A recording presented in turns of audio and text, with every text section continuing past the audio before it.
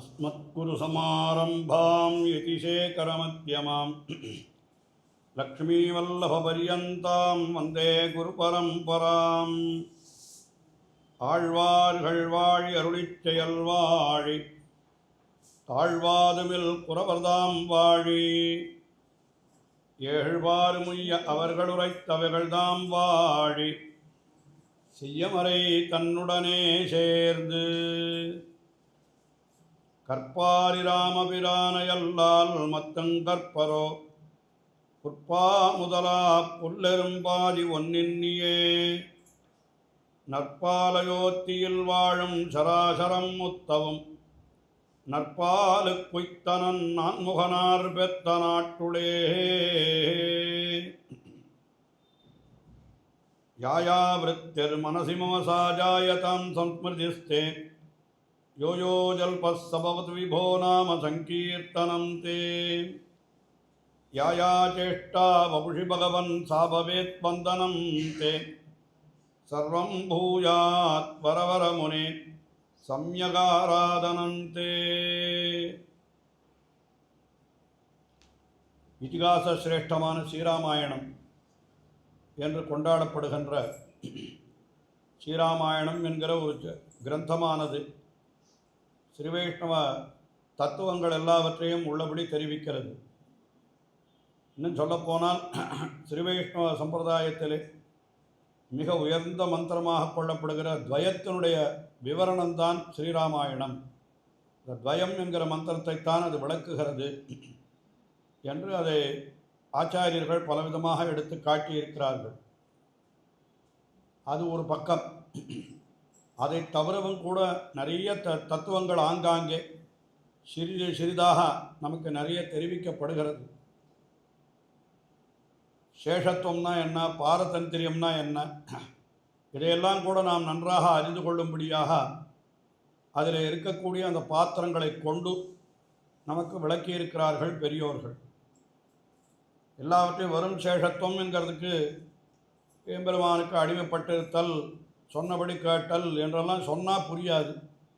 அது யார் எப்படியெல்லாம் பண்ணினார்கள் என்பதை பார்க்கிற பொழுது அது நன்றாக புரியாது. அது பாரதந்திரியம் என்கிற ஒரு பெரும் குணம் அது பரதாழ்வானிடத்திலே இருந்தது என்று பரதனுக்கு பெருமை சொல்லுகிற பொழுது அப்படி சொல்லுகிறார்கள். ஆனால் அதில் ஒரு சின்ன தத்துவம், இன்னும் ஒரு சின்ன தத்துவம் நாம் தெரிந்து கொள்ள வேண்டும். இளைய பெருமாளுக்கு அப்போ பெருமை கிடையாதா? லக்ஷ்மணனுக்கு பரதாழ்வான் சொன்னபடி கேட்டான். நீ அயோத்திக்கு திரும்பித்தான் போக வேணும், ராஜ்யத்தை பரிபாலனம் பண்ணித்தான் தீர வேணும் அப்படின்னு சொன்ன உடனே அவன் கேட்டான். ஆனால் இளைய பெருமாள் அதை கேட்கல. நான் கூட வதத்தான் வருவேன் என்று பிடிவாதம் பிடித்தார். நச்ச சீதா துவயாஹீனா நச்ச அகமபி ராகவ முகூர்த்தமபி ஜீவாவக ஜலான்மத்யா விபோதிருத்தௌ. உன்னை விட்டு பிரிந்தால் நானும் சரி, உன்னுடைய பத்தினியான சீதா பிராட்டியும் சரி, நீரை விட்டு பிரிந்த மீனைப் போல நாங்கள் இருவரும் உயிரை விட்டு விடுவோம், பிராணனையே விட்டு விடுவோம் என்பதாக இளைய பெருமாள் சொன்ன வார்த்தை ஸ்ரீராமாயணத்திலிருந்து எடுத்து காட்டுகிறார்கள். அதே போல் சீதையும் கூட நான் கண்டிப்பாக வந்துதான் தீர்வேன் என்று பிடிவாதம் பிடித்தாள். இன்னும் சொல்ல போனால் ராமனை ஒரு மாதிரி அவள் கடுமையான வார்த்தை பேசித்தான் காற்றுக்கே அழைத்து கொண்டு போக வேண்டி வந்தது என்று அப்படி கூட ஒரு கட்டம் இருக்கிறது. என்ன சொல்கிறா, காட்டுக்கு வந்தால் அங்கே ரொம்ப துன்பங்களெல்லாம் அதிகமாக இருக்கும், ராட்சசர்களெல்லாம் இருப்பார்கள், அவர்களிடத்துல இருந்தெல்லாம் உன்னை காப்பாற்றுறதே பெரிய வேலையாக போய்டும்ன்ற மாதிரியான வார்த்தை ராமபிராணத்தில் வந்ததானால் நீ இங்கேயே இருந்துரும் அப்படின்னு சொல்கிறான். அப்பொழுது அதை கேட்ட சீதா பிராட்டி ஒரு வார்த்தை, இந்த வார்த்தையை அவள் சொல்லலாமா அப்படின்னு கேட்டான். அதுக்கு ஒரு காரணம் இருக்கிறது. என்ன சொன்னாள் அவள்? எனக்கு கிம் துவாமன்யத வைதேகா பிதாமே மிதிலாதிபா ராம ஜாமாதரம் பிராப்பிய ஸ்திரியம் புருஷ விக்கிரகம் அப்படின்னு ஒரு வார்த்தை. எந்த ஆண் பிள்ளையை குறித்தும் ஒருத்தர் இப்படி வார்த்தை சொல்லக்கூடாது. சீதை சொன்னாள். இத்தனைக்கும் எவ்வளவு உயர்ந்த தர்ம பத்தினி, அடக்கமே வடிவெடுத்தவள். அவள் என்ன சொன்னா, நீ என்னை காட்டுக்கு அழைத்துன்னு போகலைன்னா என்னுடைய தகப்பனார் உன்னை பற்றி என்ன நினைப்பார்னு கேட்கிறேன். கிம் துவாமன்யத வைதேகா பிதாமே மிதிலாதிபா. என்னுடைய தகப்பனார் மிதிலாதிபர் உன்னை பற்றி என்னவென்று நினைப்பார். ராம ஜாமாதரம் பிராப்பிய. ராமனா ரமயதீதி ராமஹா அப்படின்னு தானே அர்த்தம் சொல்கிறா வியாக்கியானத்தில். அதெல்லாம் கூட எடுத்து சொல்கிறா. வெறும் மேலழகு தான் இவருக்கு, பார்க்கறதுக்கு அழகாக இருக்காருன்றது தானே தவிர கடைசியில் இவர் ஆறுன்னு கேட்டால் திரியம் புருஷ விக்கிரகம். ஆணுடைய உடுத்தின பெண் என்று உன்னை நினைப்பார்கள். ஆண் வேஷத்தில் இருக்கிற பெண் கிட்டத்தட்ட எப்படி சொல்லலாம், திருத்தீய பிரகிருத்தின்னு சொல்லுவா லோகத்தில், த தேர்ட் ஜெண்டர். அந்த மாதிரி உன்னை நினச்சிட மாட்டாளா என்னுடைய தாப்பனார்னு ஒரு வார்த்தை சொல்லணும். இது சீத்தை சொன்ன வார்த்தை. சொல்லலாமா? சீத்தை சொல்லலாமா இப்படிப்பட்ட வார்த்தையை? அப்படின்னாக்கா என்ன பண்ணுறது? அப்படி சொல்லலைன்னா அழைச்சின்னு போக மாட்டோம். இப்போ என்னன்னா, காட்டுக்கு போயாகணும், புருஷகாரம் பண்ணியாகணும், பல அடியர்களை சேர்த்தாகணும். இது அத்தனையும் அவர் ஒழுங்காக பண்ணணும்னா தான் கூட இருக்கணும். தன்னை எங்கே நிஜமாகவே நிறுத்திவிட்டே போயிட்டான்னா என்ன பண்ணுறதுன்னு அதுக்காக அடியவர்கள் பேருள்ள பரிவாலே தனக்கு ஏதாவது கெட்ட பேர் வந்தாலும் பரவாயில்லைன்னு அவள் கடுமையான வார்த்தையை சொன்னாள் அப்படின்னு தான் அங்கே எடுத்து சொல்கிறான். அதே போலத்தான் இளைய பெருமாளுக்கும் என்ன விஷயம் சொல்லப்படுகிறது என்றால், இந்த வார்த்தையை சொல்லலைன்னா சிலது நடக்காது. நான் இந்த வார்த்தை சொல்லிட்டு எனக்கு ஞாபகம் வருது. ஒரு எல்லாம் சொந்த கதை தான், என்னுடைய கதை இல்லை, எங்கள் சுவாமியினுடைய கதை. ஒன்று சின்னதாக ஞாபகம் வருது. ஒன்றும் இல்லை, அவர் பிரிண்டிங் ப்ரெஸ்ஸில் நிறைய புஸ்தகங்கள்லாம் அச்செடு கொடுப்பார். அந்த காலத்தில் அச்சு போடுறதுன்னா எல்லாத்தையும் கையால் தான் கம்போஸ் பண்ணணும். எழுத்தெல்லாம் பெரிய பலகை சட்டம் வச்சுருந்தேன். நான் அதில் நிறைய பழகியிருக்கேன். ப்ரெஸ்லேயே உட்காந்துருப்பேன் எப்போ பார்த்தாலும், சுவாமியினுடைய புஸ்தகம் போடுறதுக்காக தான். அந்த ப்ரெஸ்ஸில் என்ன பண்ணுவோன்னா, பெருசாக பலகை இருக்கும், அதில் குழி குழியாக இருக்கும், அதில் எல்லா எழுத்துக்களெல்லாம் போட்டு வச்சுருப்பான். எந்தெந்த எழுத்தை நம்ம கம்போஸ் பண்ணுறதுக்கு கொடுக்குறோமோ அந்த எழுத்தை எடுத்து எடுத்து கோக்கணும். அது அவளுக்கு கை வந்த கலையாது. இன்னும் எந்த எழுத்து எதில் இருக்குதுன்னு நம்ம தேட வேண்டிய. இப்போ டைப்ரைட்டிங் கற்றுக்கிறோம், கற்றுண்டுட்டோம்னா அதுக்கப்புறம் எந்த எழுத்து எங்கே இருக்குதுன்னு யாராவது தேடுறாளோ அது பாடு கை பாட்டுக்கு போகிறது. அந்த மாதிரி அது ஒரு கலை. அது அந்த கலையாக அழிஞ்சு போயிடுச்சு. இப்போ இல்லையா, அதுக்கு அவகாசம் இல்லாததுனால அந்த கலையாக அழிஞ்சு போயிடுச்சு. அந்த மாதிரி கம்போஸ் பண்ணுறவாள்லாம் அந்த காலத்தில் எனக்கு தெரிஞ்சு யாரோ ஒரு கம்பாசிட்டர் இருந்தான். அவன் சுவாமி அவனை எவ்வளோ கொண்டாடுவார் தெரியுமா? அவன் Tamil, Telugu, Hindi, English 4 language compose பண்ணணும் ஒரே ஆள்.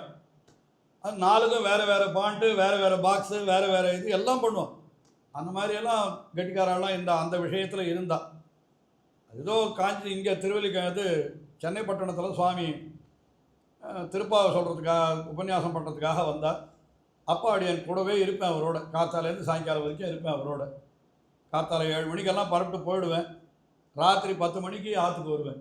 அப்படியே அவரோட கூடவே இருந்தேன். நிறைய காரியங்கள் அவருக்கு கூட இருந்து ப்ரூஃப் பாருன்னுவர், இதை எழுதுன்னுவர், இதை ஏதோ காரியம் கொடுத்துட்டே இருப்பார் எனக்கு. சரி, அதெல்லாம் பண்ணிகிட்டு இருந்தேன். அப்போ பக்கத்தில் ஏதோ ஒரு 10 கட்டடம் தள்ளி புதுசாக யாரோ ஒரு ப்ரெஸ் வச்சுருந்தான் போல இருக்குது. அவர் முதலியார். அவர் சுவாமியும் சேவிச்சார். ஏன்னா நீங்கள் என்ன பண்ணுறேன்னு கேட்டால், நான் ப்ரெஸ் வச்சுருக்கேன். உடனே சுவாமிக்கு சந்தோஷம். யாராவது சிஷ்யாள் வந்தால் நான் ஏதாவது புஸ்தகம் கொடுத்தா செஞ்சு கொடுப்பேளா? அதுக்கு என்ன சுவாமிக்கு கைகறி பண்ணுறதுக்கு பாக்கியம் பண்ணியிருக்கேன் அப்படின்னு சொல்லிட்டாரு. உடனே ஏதோ ஒரு 8 பக்கம் 10 பக்கம் எழுதி கொடுத்துட்டார். அது 8 பக்கம் சேர்ந்தா போல் ஒரு இருந்தால் ஒரு ஃபார்ம்னு பேர். அப்படி தான் பிரிண்ட் பண்ணணும். அதுதான் ஒரு ஃபாரம். ஏன்னா 8 பக்கம் பெரிய பேப்பர் வரும். அது 8 பக்கத்தை கம்போஸ் பண்ணி மடித்து அதை கட் பண்ணி அதெல்லாம் பார்க்குற வாழ்க்கை நான் உபன்யாசத்தில் சொன்னால் புரியாது. சரி, அது 8 பக்கம் கம்போஸ் பண்ண. இவன் என்ன பண்ணுறான்னா, ஏதோ சின்னதாக கல்யாண பத்திரிக்கை, இன்விடேஷன் அந்த மாதிரி அடிக்கிற ப்ரெஸ் தான் இவன் வச்சுருக்கான் போல இருக்கு. இவன் சுவாமி கொடுத்தாரேன்ற சந்தோஷத்தில் இருக்குன்னா பண்ணிவிட்றேன்ட்டு எடுத்துகிட்டு போயிட்டா, இவனுக்கு அந்த இதெல்லாம் எழுத்துக்களெல்லாம் இல்லவே இல்லை. இந்த பாண்ட்டுனுவா அது இல்லை இவன் இடத்துல போல இருக்கு. கொண்டு போய் கொடுத்தா 1 நாள் ஆச்சு, 2 நாள் ஆச்சு, சுவாமிக்கு ப்ரூஃபே வரல. அந்த கம்போஸ் பண்ணின வரைக்கும் ஒரு மாதிரி காமிக்கணுமே, வரவே இல்லை. உடனே சுவாமி என்ன பண்ணார், நீ போய் பார்த்துட்டு வா அப்படி. நான் போனால் அவன் ஏதோ தடமாடின்னு இருக்கான். அது 2வது விஷயம் என்னென்னா, இவருடைய வார்த்தையை கம்போஸ் பண்ணுறதுக்கு இன்னும் தனி சாமர்த்தியம் வேறு வேணும். எல்லாம் சம்ஸ்கிருதம் தமிழும் கலந்த மணிப்புரவாடம் வச்சா அதெல்லாம் வேறு கம்போஸ் பண்ணணும். அவன் கொஞ்சம் ரொம்ப கஷ்டப்பட்டுருவான். முதல்ல பண்ணுறான், கொஞ்சம் தாமதம் தான் ஆகாது. அது இவருக்கு பொறுமை இல்லை. காத்தால் கொடுத்தா சாயங்காலம் வந்துடணும் இவருக்கு புஸ்தகம்லாம். அந்த மாதிரி இவருக்கு ஆசை. நினச்சி பார்க்குறேன், நான் நினச்ச சில சமயம் கண்ணில் உட்காந்து அழுவேன். இன்றைக்கி இவ்வளோ முன்னே வந்திருக்க, இன்றைக்கி சுவாமி இருந்தால் எவ்வளோ சந்தோஷப்பட்டிருப்பாருன்னு நினச்சிக்கிறேன். இப்போ பிரிண்டிங் ப்ரெஸ்ன்றது எவ்வளோ சௌகரியமாக போயிட்டு தெரியுமா? இந்த அச்சு போக்குறது அது இது எல்லாம் கம்ப்யூட்டர்கிட்ட படப்படான்னு அடித்தா காத்தால் கொடுத்தா சாயங்காலம் கொடுத்துட்றான் புஸ்தகத்தை. இந்த சௌகரியமெல்லாம் சுவாமி இருக்குச்சே இல்லாத போயிடுத்தேன்னு நான் அழுவேன் உட்காந்து. அது மாதிரி எங்கள் சுவாமி அழுவு. அவர் என்ன அழுவார்னா, ஐயோ நான் உட்காந்து பேப்பரில் பேனாவை வச்சா என்னம்மா எழுதுறதுரா, நம்ம ஆச்சாரியாலோ ஓலைச்சுவடியில் வச்சுட்டு எழுதினாலே என்ன கஷ்டப்பட்டாலோ தெரியல பாவம், அவள் காலத்தில் ஏன் இந்த சௌகரியமெல்லாம் வரலை அப்படின்னு. அவள்லாம் எழுத்து ஓலைச்சுவடியில் எழுதுறது எவ்வளோ கஷ்டம், கழுத்தெல்லாம் விட்டு போயிடும் ஓலைச்சுவடியில். ஏன்னா அழுத்தி எழுதினா தான் ஓலைச்சுவடியில் படியும், வெறுமை மேலோட்டமாக எழுத முடியாது. அவள்லாம் கஷ்டப்பட்டு எழுதி வச்சுருக்கான். ஆனால் இப்போ நம்ம என்ன பண்ணுறோம், சௌக்கியமாக பேனாவில் வச்சு எழுதுகிறோம் பாரு. இந்த பேனாவில் எழுதுறதையும் விட்டுட்டோம், நம்ம இன்னும் சௌக்கியமாக பண்ணிகிட்டு இருக்கோம். காலம் மாற மாற.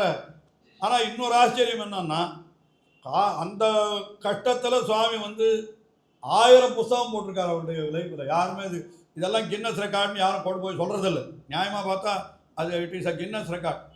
அவரே எழுதி அவர் பதிப்பித்த புத்தகங்கள் மட்டும் 1000 புஸ்தகம், 1207 புஸ்தகம் அவரது மொத்தம். ஒன்றும் பொய் இல்லை, எல்லாம் இருக்குது. புத்தகங்களுடைய எண்ணிக்கையெல்லாம் அப்படியே இருக்குது. 1207 புஸ்தகத்தை ஆச்சு போட்டிருக்காரு. இவ்வளோ சௌக்கியம் வந்துடுத்து நம்மளால் 100 புஸ்தகம் போட முடியல. சௌக்கியம் இல்லாத காலத்தில் அவள் பண்ணின காரியத்தை சௌக்கியம் வந்த பிற்பாடு நாம சோம்பேறிகள் ஆகிட்டோம் இன்னும், அதனால் பண்ண முடியல. சரி, அது ஒரு பக்கம் இருக்கட்டும். நடந்த விஷயம் என்னன்னா, இந்த கம்பாசிட்டர் ஒன்றும் பண்ணவே இல்லை. அவர் சுவாமிகிட்ட என்ன பண்ணினான்னா, அந்த பிரஸ்காரர் யார் அந்த கம்பாசிட்டரோ அவரை அழைச்சின்னு கம்பாசிட்டர்னா எழுத்து கோக்குறவர், அவர் அழைச்சின்னு சுவாமிகிட்ட சொல்லிட்டு இவரெல்லாம் பண்ணி கொடுத்துடுவார் சொல்லிட்டு போயிட்டார் முதலாளி. இவரை சுவாமி விரட்டின்னு இருக்கார், என்ன ஆச்சுன்னு கேட்டுட்டு இருக்கார். அவன் இதோன்றான் வரல. சுவாமி என்ன பண்ணார், என்னை பார்த்து நீ போய் அது இருந்து வாங்கிட்டு தான் வரணும், இல்லைன்னா வராதே அப்படின்ட்டார்.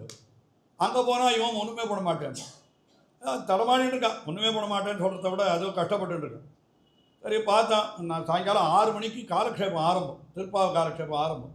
அதுக்கு நான் வந்தாகணும். இவனாக ஒன்றும் கொடுக்கல.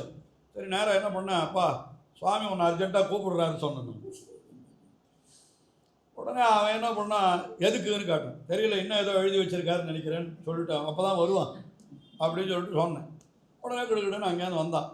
சுவாமி என்னை பார்த்த உடனே, என்ன ஆச்சு, கொண்டு வந்தியா, ப்ரூஃப் கொண்டு வந்தியா அப்படின்னு கேட்டேன். இந்த அவனையே அழைச்சின்னு வந்திருக்கேன் அப்படின்னு சொல்லிட்டு அவனை கொண்டு வைப்பா அப்படின்னு. அங்கேருந்து என்ன என்ன என்ன அப்படின்னு கேட்டான். என்ன வந்திருக்கேன் நீ அப்படின்னு. நீங்கள் கூட்டிங்கன்னு சொன்னேன், அதான் வந்தேன். கூட்டேன், உங்கள்கிட்ட கொடுத்து 3 நாள் ஆச்சு, இன்னும் ஒரு பக்கம் கூட கண்ணில் காமிக்கலை. நீ என்ன வேலை செய்கிறீங்க அப்படின்னு. இல்லை உங்கள் தான் செஞ்சுட்டு இருக்கேன். ஒரு பக்கத்தை எவ்வளோ நாள் செய்வேன் அப்படின்னு கோபம் வந்துருத்தார் சுவாமி. என்ன சொல்லிட்டு, நீங்கள்லாம் எதுக்கு ப்ரெஸ்ஸை வச்சுட்டு என் பிராணனை வாங்குறீங்க, வேறு ஏதாவது காரியத்துக்கு போகிறதானேன்னு ஒரு மாதிரி. நான் அந்த மைக்கில் சொல்ல முடியாது அந்த வார்த்தையை, ஒரு மாதிரி ரொம்ப இதுவாக சொல்லிட்டேன், கேட்க போகிறதானேன்ற மாதிரி ஏதோ சொல்லிட்டார். இன்னொன்னா அவனுக்கு ரொம்ப கோபம் வந்துடுச்சு அந்த புரஸ்காரன். இல்லை அவனுக்கு ஒரு ரொம்ப மட்டமான வார்த்தையால் சொல்லிவிட்டார் அவன். உடனே அவன் என்ன பண்ணான், நான் கீழே மாடியில் இருந்தால் நான் கீழே இருந்தேன், எதுக்கு நமக்கு வம்பு, இந்த விஷயம் நமக்கும் சேர்ந்து வரும்னுட்டு அங்கேருந்து கீழே இறங்கி வந்தான். என்ன பார்த்துட்டு, என்ன சாமி இதுக்கு தான் என்னை கூட்டுன்னு வந்தியா, நீ இதுக்கு தான் என்னை கூட்டுன்னு வந்தியான்னு. நான் என்னப்பா பண்ணுறது, சுவாமி என்னை கூப்பிட சொன்னார் கூட்டேன் அப்படின்னு. அவன் சொன்ன வார்த்தையை எனக்கு மைக்கில் சொல்கிறதுக்கு பயமாக இருக்குது. சொன்னான், ஏதோ பெரியவராச்சா உடம்பெல்லாம் நாமத்தை போட்டுட்டு உட்காந்துருக்காருன்னு பார்த்தேன், வேறு யாராவது இந்த வார்த்தையை சொல்லியிருந்தால் நடக்கிற வேலையே வேறு, நடக்கிற இதுவே வேறு அப்படின்னு சொல்லிட்டு என்னடையும் போச்சுட்டு தப்பு போயிட்டான். போன பிற்பாடு அவனுக்கு அது ரோஷம் வந்துடும். என்ன பண்ணால் உட்காந்து என்னமோ கஷ்டப்பட்டான், அப்படி பண்ணால் என்ன பண்ணான்னு தெரியாது. சுவாமி காலக்ஷேபத்தை 9 மணி 6 மணிக்கு ஆரம்பித்தா 8:45 தான் முடிப்பார். 9 மணிக்கு முடிக்கிற சமயத்துக்கு அவன் வந்துட்டான். அங்கேருந்து 10 கட்டடம் தானே, கையில் ஒரு ப்ரூஃப் எடுத்துன்னு வந்துட்டான். அவன் வரைச்சியே ரொம்ப கோபமாக வரான். என்ன அப்படி சொன்னியே பார் அப்படின்னு என்னவோ கொடுக்கணும்னு சொல்லிட்டு சுவாமிகிட்ட கொடுக்கணும்னு அவன் வந்தான். வரப்பொழுது சுவாமி தூரவே பார்த்துட்டார். அவன் சரி, அவன் கோபத்தில் வேறு இருக்கான்றதையும் தெரிஞ்சுன்னு விட்டார். அதனால் அவனை பார்க்காத போலேயே இருந்தார் இவர் கொஞ்ச நாள். கரெக்டாக முடிஞ்ச உடனே எல்லோரும் சுவாமிகிட்ட செய்ப்பா, ஆசீர்வாதம் வாங்கிட்டு போவா, இதெல்லாம் பண்ணிவிட்டு எல்லோரும் போன பிற்பாடு நான் தனியாக இருக்கச்சே வரட்டோன்ட்டு வரணும்னா மல்லா அவன் கடைசியில் வந்தான். வந்த உடனே அப்படி நீட்டினான் அந்த பேப்பரை, இப்படி பாரு அப்படின்னு நீட்டினான். ஒன்றும் சொல்ல சுவாமி அப்படியே வாங்கி பார்த்தாரு கொஞ்ச நாள். பார்த்தா ஏதோ கொஞ்சம் கொஞ்சம் நான் செஞ்சுருந்தான். செஞ்சவர் அவன் ஏதோ வாயை திறந்தான். அவன் வாயை திறந்ததுக்கு முன்னாடி இவர் என்ன பண்ணிட்டார், வா நீ அந்த வார்த்தையை சொன்னாதான் செய்வியா இல்லை சாதாரணமாகவே செய்வியான்னு கேட்டார். நான் சொன்னது உனக்கு கோபமானு கேட்கல. ஒவ்வொரு வாட்டியும் வேலை கொடுத்தேன்னா அந்த வார்த்தையை சொன்னாதான் நீ செய்வியா இல்லைன்னா சொல்லாதையே செய்வியான்னு அவருக்கு சப்த நாடியும் அடங்கி போயிட்டு அதுக்கு மேலே என்ன பேசுறது. நான் அப்படி வெயில்லைன்னா இந்த வேலையை நீ செஞ்சிருப்பியான்றது தான் அர்த்தம் அதுக்கு. நான் அவ்வளோதான் விஷயம். அந்த வார்த்தை அவ்வளோ வெயில்லைன்னா அந்த வார்த்தை நடந்திருக்காதுன்ற மாதிரி இந்த வார்த்தையை சீத்தை சொல்லலைன்னா ராமன் அழிச்சிட்டு போயிருக்க மாட்டோம். ஏன் அழிச்சிட்டு போகணும்னா அது பக்த சம்ரட்சணம். அது யார் யார் வந்து திருவடிகளில் விழுகிறார்களோ அவர்களை ரட்சிக்கணுமானால் தன்னுடைய சகாயம் பக்கத்தில் தான் இருந்தே ஆக வேணும் என்கிறபடியினாலே ராமபிரானி ஒரு சுடு சொல்லாலேயும் சொன்னாள். என்ன சொன்னாள்? ஸ்திரியம் புருஷ விக்கிரகம் என்கிற வார்த்தையை ராமபிரானை பார்த்து சொன்னாள். அப்படி சொன்னதும் கூட அவளுக்கு அவளுடைய பெருமையை குறைக்கவில்லை. என்ன காரணம்னா, எந்த அளவுக்கு அவளுக்கு தன்னுடைய பக்தர்களிடத்தில் அவளுக்கு அந்த வாத்சல்யம் இருந்தால், அவர்களை எல்லாம் ரட்சிக்க வேணும் என்கிற எண்ணம் இருந்தால் அவள் அப்படி சொல்லியிருப்பாள் என்று அதைத்தான் நாம் நினைத்து பார்க்க வேணும். அதே போல இளைய பெருமாளுக்கும் இப்போ என்ன சொன்னோம், பரதாழ்வான் தான் சொன்ன சொல் கேட்டவன். இளைய பெருமாள் சொன்ன சொல் கேட்கல. ராமனை கூட மீறியவர் கூட வனத்திற்கு போனார் என்றுதான் அது சேஷத்துவம் பாரதந்திரன்னு சொல்லிச்சு, அப்படித்தான் சொல்கிறோம். ஆனால் இன்னும் ஒரு படி மேலே போய் ஆச்சாரியர்கள் சில இடங்களில் என்ன சொல்கிறான்னு கேட்டால், பரதாழ்வான் அனுஷ்டித்தது பாரதந்திரியம், இளைய பெருமாள் அனுஷ்டித்தது அத்தியந்த பாரதந்திரியம்னு சொல்லுவோம். இன்னும் அதிகமான பாரதந்திரியம். அது சேஷத்துவத்தில் சொல்லக்கூடாது, நியாயமாக. பரதனுடைய பெருமையை சொல்ல தேவைன்னா அப்படி சொல்லிட்டு போயிடலாம். ஆனால் லக்ஷ்மணனுடைய பெருமையை சொல்கிற பொழுதோ அப்படி சொல்லவே கூடாது. அது என்னன்னு கேட்டால் அத்தியந்த பாரதந்திரியம்னு. அது என்ன அத்தியந்த பாரதந்திரியம் அப்படின்னு கேட்டால், இப்போ கொஞ்ச நாள் முன்னாடி சொன்னீங்களே, சொன்ன வார்த்தையில் என்ன சொன்னோம்? பரதன் சொன்ன சொல் கேட்டான், லக்ஷ்மணன் சொன்ன சொல் கேட்கல, தன் பிடிவாதம் தான் முக்கியம்னு நினச்சிட்டு இருந்தான்னு சொன்னீங்களே. இப்படிப்பட்ட கெட்ட பேர் தனக்கு வந்தாலும் பரவாயில்லை, ராமனுடைய திருமேனி காவலுக்கு தான் போயே ஆக வேணும்னு அவன் நினைத்தான். அதுதான் திருமேனிக்கா ஒத்துருமே இல்லாத போயிட்டா காட்டில். பெருமாளுக்கு ஏதாவது திருமேனியில் ஆபத்து வந்ததுன்னா யார் ரட்சிக்கிறது? அதுக்கு என்ன பண்ணணும்னா, தன்னை அழிய மாறி தன்னுடைய சேஷத்துவத்தை நிலைநிறுத்தினான்னு சொல்ல. தன்னை அழிய மாறின்னு என்ன அர்த்தம்? தன்னை அழித்து கொண்டும் தன்னுடைய எஜமானனுக்கு நன்மை செய்யறது. அதை யார் பண்ணினான்னா இளைய பெருமாள் பண்ணி. தன்னை அழித்து கொண்டுன்னா எது அழித்து கொண்டு? இப்போ அவருடைய சொரூபத்தையே அழித்து கொண்டு விட்டார். இவருடைய சொரூபம் என்ன? இவரும் உண்மையாக பார்த்தா பரதாழ்வான் சொன்ன மாதிரி கேட்டுண்டு அயோத்தியில் தான் இருந்திருக்கணும், அதுதான் இவருக்கு சொரூபம். ஆனால் இப்போ என்ன ஆயிடுச்சுன்னா அந்த சொரூபமே அழிஞ்சு போடுது. அழிந்து போனாலும் பரவாயில்ல, எனக்கு பெருமாளுடைய ரட்சணம் தான் முக்கியமே தவிர என்னுடைய சொரூபம் என்ன யார் என்ன வேணா சொல்லட்டும், எனக்கு எதுவுமே கிடையாதுன்னு சொல்லட்டும், அதை பற்றி நான் லட்சியம் பண்ணலன்னு அப்படி போனேன். இப்போ சொல்கிறாள் இல்லையோ, இப்போ ஒரு பெரிய தலைவர் இருக்கார், அவரை சுற்றி 10 பேர் காவலுக்குன்னு வைக்கிறார். அந்த காவலுக்கு வைக்கிற எதிராளி வந்து சுட்டான்னா என்ன பண்ணணும்? காவலாளி தன் முதுகலை ஏற்றுக்கிறான், அந்த தன் மார்பில் ஏற்றுக்கிறான் அந்த குண்டுகளை எல்லாம். அப்படி ரட்சிச்சான்னா பா தன் உயிரை கொடுத்து எஜமானனை காப்பாற்றினானேன்னு அவனை கொண்டாடுறாள் இல்லையோ. அந்த மாதிரி இந்த இடத்துல அவன் வெறும் தேகத்தை கொடுத்து எஜமானனை காப்பாற்றுறான். இவன் ஆத்மாவையே கொடுத்து ஆத்மாவுடைய தன்மையையே அழித்து, ஆத்மாவுடைய தன்மையாவது எம்பெருமான் இட்ட வழக்காயிருத்தல், அவன் சொன்னபடி கேட்டல், அவன் வைத்த இடத்துல இருத்தல் என்கிறது. ஆனால் அதையும் அழிய மாறி அவருக்கு நன்மை செய்வதற்காக அவன் அப்படி காரியத்தை பண்ணினபடினாலே இளைய பெருமாள் என்பவர் எப்படிப்பட்டவர்னா இவனையும் காட்டிலும் உயர்ந்தவர், பரதனை காட்டிலும் உயர்ந்தவர் என்ன. அப்படி ஒருத்தர் சொல்கிற பொழுது இவரா அவரானா யாருன்னு சொல்கிறது சொல்லிகிட்டே போகலாம். ஆனாலும் பரதனுக்கு உண்டான பெருமை பரதனுக்கு, இளைய பெருமாளுக்கு உண்டான பெருமை இளைய பெருமாளுக்கு. அதில் நீங்கள் வந்து இப்போ இவர் அவர் உயர்ந்தவர் இவர் உயர்ந்தவர் நம்ம பட்டிமன்றம் ஒன்று வைக்கலையே. இப்போ இந்த மாதிரியெல்லாம் சொல்ல வேண்டிய அவசியம் இல்லையே. அதனால் அவளுடைய பெருமையை உள்ளபடி நாம் தெரிந்து கொள்ள வேண்டும். இது நடந்தது. இதுக்கப்புறம் பரதாழ்வான் பாதுகாப்பு பண்ணிவிட்டு அயோத்திக்கு திரும்பிட்டான். திரும்பின உடனே நடந்த நிகழ்ச்சிகள் என்று பார்த்தால், ராமபிரான் இனிமேலும் இங்கே இருக்கக்கூடாது, இங்கே இருந்தால் அது ஆபத்து. என்ன அந்த விஷயத்தெல்லாம் சொல்லிட்டேன் ஏற்கனவே. என்னென்னா சித்திரக்கூட்டத்திலேயே தங்கி இருந்தால் சித்திரக்கூட்டத்தில் இருக்கிற ரிஷிகளுடைய தவத்திற்கும் தன்னுடைய அங்கே தங்கி இருக்கிறது இடையூறு. மேலும் அயோத்தியிலேருந்து அடிக்கடி ஜனங்கள் வர ஆரம்பிச்சுடுவா. அது என்ன ஆகிடும், வனவாசம்ன்றத்தையே கடுத்து விடும் அது. அதனால் அதெல்லாம் வேண்டான்னு சொல்லிட்டு என்ன பண்ணினான் ராமபிரான், தண்டகாரண்யம்னு ஒரு பெரிய வனம் அது. தண்டகம்னு அந்த வனம் ரொம்ப கொடிய வனம்னு சொல்கிறான். அது உள்ளே போயிட்டா பகல் எது இரவு எதுன்னே தெரியாது, சூரிய வெளிச்சமே உள்ளே வராது. நம்ம திருவல்லிக்கேணிக்கு அப்படி பாடியிருக்கார் ஆழ்வார். என்ன சொல்கிறார் திருவல்லிக்கேணி ஆழ்வார் பாடின காலத்தில் எப்படி இருந்ததுன்னு கேட்டால், அவனை குறவமே கமழும் குளிர் பொழிலூடு குயிலொடு மயில்கள் நின்றாலா இரவியின் கதிர்கள் நுழைதல் செய்தறியா திருவல்லிக்கேணி கண்டேனே. சூரியனுடைய கிரணங்கள் உள்ள நுழையவே நுழையாது இங்கே திருவல்லிக்கேணியில். அவ்வளவு அடர்த்தியாக தோப்புகள் இருந்தது அப்படின்னு சொல்கிறேன். இப்போவும் இருக்குது சூரியனுடைய பாதி வீட்டில் சூரியனுடைய கதிரே கிடையாது. அது காரணம் வேறு, அவ்வளோதான் விஷயம். அந்த காலத்தில் தோப்புனார், இந்த காலத்தில் கட்டணம் காங்கிரீட்டு காடு தான் இப்போ அது. அதனால் இப்போவும் இரவியின் கதிர்கள் நுழைதல் செய்தறியாதான்.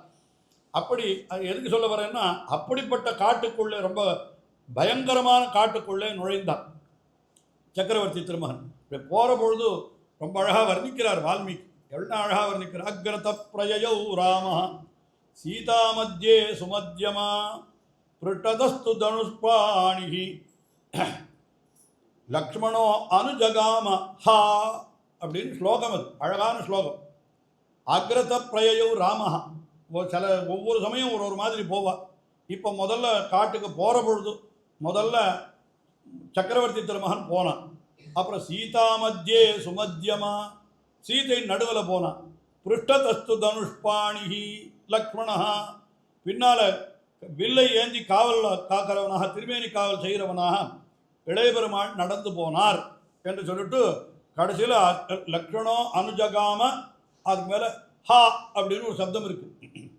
ஹான்ற சப்தம் அதெல்லாம் சம்ஸ்கிருதத்தில் என்ன சொல்லுவான்னு கேட்டால், அன்றைக்கி ஒரு நாள் சொன்னேன் 8 எழுத்துன்னு சொன்னேன் ஒரு ஸ்லோகத்துக்கு. அந்த 8 எழுத்தில் ஏதாவது ஒரு எழுத்தில் குறவு இருந்ததுன்னாக்கா இந்த மாதிரி சில ஒற்றை எழுத்தை போட்டுப்பான். அந்த ஒற்றை எழுத்துக்கு தமிழ் ஒன்றும் பெரிய அர்த்தம் கிடையாது. அது என்ன வரும், பாதபூரணம்னு சொல்லுவாள். பாதபூரணம்னா என்ன, ஃபில் தி பிளாங்க்ஸ் மாதிரி தான் அது. ஒன்றும் அதுக்கு ஒன்றும் தனியாக அர்த்தம் கிடையாது. அந்த மாதிரி தான் சொல்லுவாள். அந்த மாதிரி நிறைய உண்டு ஸ்லோகத்தில் ஹான்னு உண்டு. ஆனால் நம்ம ஸ்ரீ வைஷ்ணவ ஆச்சாரியால் என்ன பண்ணுவான்னா, அந்த மாதிரியான ஒற்றை எழுத்துக்களுக்கு அதெல்லாம் அவ்யயம்னு பேர் சம்ஸ்கிருதத்தில். அதை தமிழில் அசை நிலைன்னு சொல்லுவாள். தமிழ் தெரிஞ்சவாளுக்கு அதுவும் தமிழ்லேயும் அந்த மாதிரி உண்டு சில எழுத்துக்கள். ஒரு இதுக்கு எத்தனை எழுத்து இருக்கணும்னு, செய்யுளுக்கு இத்தனை எழுத்து இருக்கணும்னு பேர். ஏதாவது ஒரு எழுத்து குறைஞ்சதுன்னா அந்த எழுத்து போட்டுள்ளோம். அது பண்ணால் அர்த்தம் சொல்ல வேண்டிய அவசியம் இல்லை அப்படின்னு. இப்போ ஆள்னு வருது, ஆள்ன்ற சொல்லுக்கு அசை நிலைன்னு பேர். தமிழில் சொல்கிறேன் நான் ஆள் அப்படின்னா அசை நிலை. இப்போ நான் நீராடேலோ ரெம்பாவாய் அப்படின்னு சொன்னால் நீராடுன்றது தான் அர்த்தம். ஏல் ஆள்ன்றதெல்லாம் அசை நிலைன்னு சொல்லிடுவான். சரி, இந்த மார்கழி திங்கள் மதி நிறைந்த நன்னாளால்னு வருது. அந்த ஆளுக்கு ஒன்றும் தனியாக அர்த்தம் கிடையாது. மார்கழி திங்கள் மதி நிறைந்த நன்னாள், அவ்வளோதான் அர்த்தம் இருக்குது. ஆளுக்கு ஒன்றும் அர்த்தம் கிடையாது. ஆனால் அது பாதபூரணத்துக்காக போடுறது. இந்த மாதிரி நிறைய அர்த்தங்கள். இங்கே ஹான்ற சப்தமும் பாதபூரணத்துக்காகத்தான் போட்டிருக்கார். ஆனால் என்ன அழகாக அர்த்தம் சொல்கிறாருன்னா பாருங்கள், சக்கரவர்த்தி திருமகன் முன்னால் நடந்தான். அவனுக்கு அடுத்தபடியாக பிராட்டி, அதுக்கு அடுத்தபடியாக லக்ஷ்மணன், 3 பேர் நடந்து போகிறது எப்படி அழகாக இருந்ததுன்னு கேட்டான். ஒரு பிரணவம் என்கிற மந்திரம் உருக்கொண்டு நடந்து போவது போலே இருந்ததுன்னு சொல்கிறேன். என்ன காரணம்னா, பிரணவம் என்கிறது எல்லாருக்கும் தெரியும்.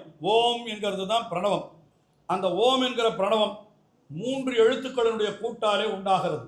முதல்ல ஆ என்கிற எழுத்து, அதுக்கப்புறம் ஊ என்கிற எழுத்து, அதுக்கப்புறம் மா என்கிற எழுத்து. இந்த 3 சேர்ந்தா தான் ஓம்னு ஆகும். ஆ உ மு அப்படின்னு 3 எழுத்து. அப்போது ஆ உ மான்னு சொல்கிறோம். அப்போ அந்த 3 எழுத்து சேர்ந்தால் பிரணவம். இதில் ஆ என்கிற எழுத்து பகவானை சொல்லுகிறது. அகர முதல எழுத்தெல்லாம் என்று சொல்கிறாங்க, அது பகவானை சொல்கிறது. உகாரம் ஊ என்கிற எழுத்து பிராட்டியை சொல்கிறது. ம என்கிற எழுத்து ஜீவாத்மாவை சொல்கிறது. இதுதான் பிரணவத்தினுடைய அர்த்தம். அது இன்னும் நிறைய விஷயங்கள்லாம் சொல்ல வேணும். இப்போ நான் பிரணவத்தினுடைய அர்த்தத்தை விவரிக்கிறதாக வரல.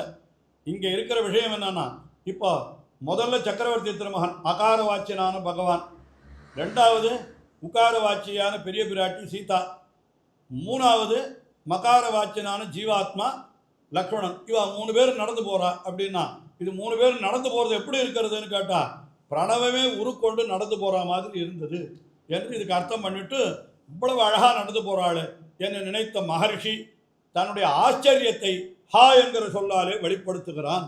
அப்படின்னா இவனுக்கே அதை சொல்கிற வால்மீகிக்கு ஆஹா இது என்ன அழகு, இது என்ன அழகுன்னு தோணி போயிடுதான். அதனால தான் அப்படி சொல்கிறான்னு சொல்கிறார். அதுதான் ரொம்ப அழகாக கம்பர் அந்த பாட்டெல்லாம் கம்பர் காட்டுற பொழுது சில பாட்டெல்லாம் அப்படியே ஆழ்வார்களை அப்படியே அடியொற்றி பாடிடும். கம்பரை போய் சைவர்னு சில பேர் சொல்லிட்டு இருக்கா. அது அந்த மாதிரி எழுதினேன், தெரியும் உங்களுக்கு. அதான் பெரிய பிரச்சனை ஆகிட்டப்போ அந்த ப்ரெஸ்ஸில் தான் அதெல்லாம் அச்சாகும். அதில் வேடிக்கை என்னன்னு கேட்டால், நான் இப்போ இங்கே தான் ப்ரெஸ் இருந்தது, ஈசப கிராமணி தெருவில் குரு அச்சகம். அதில் கம்பர் அவர் வெயிற புஸ்தகமாக அச்சாகும், அதுக்கு பதில் சொல்லுவார், அந்த புஸ்தகமும் அச்சாகும். அதில் அவர் கம்பர் சைவர்னு எழுதினவர் யார்? மாப்போசி. அவர் தான் அந்த காலத்தில் கம்பரை பற்றி நிறைய கட்டுரை எல்லாம் செங்கோலில் எழுதினார். அந்த பத்திரிக்கை அங்கே தான் அச்சாகும். ரொம்ப வேடிக்கையாக இருக்கும். அவர் என்ன பண்ணுவார், என்ன எழுதியிருக்கார், கொண்டாட்டி ப்ரெஸ்ஸில் பிரிண்ட் பண்ணுறதுக்கு முன்னாலே வாங்கி பார்த்து விடுவார். இந்த மாதிரிலாம் நடந்தது எத்தனையோ வாட்டி எனக்கு தெரியும். எனக்கு அவர் நல்லா தெரியும், அவரோட நிறைய பழகியிருக்கேன்.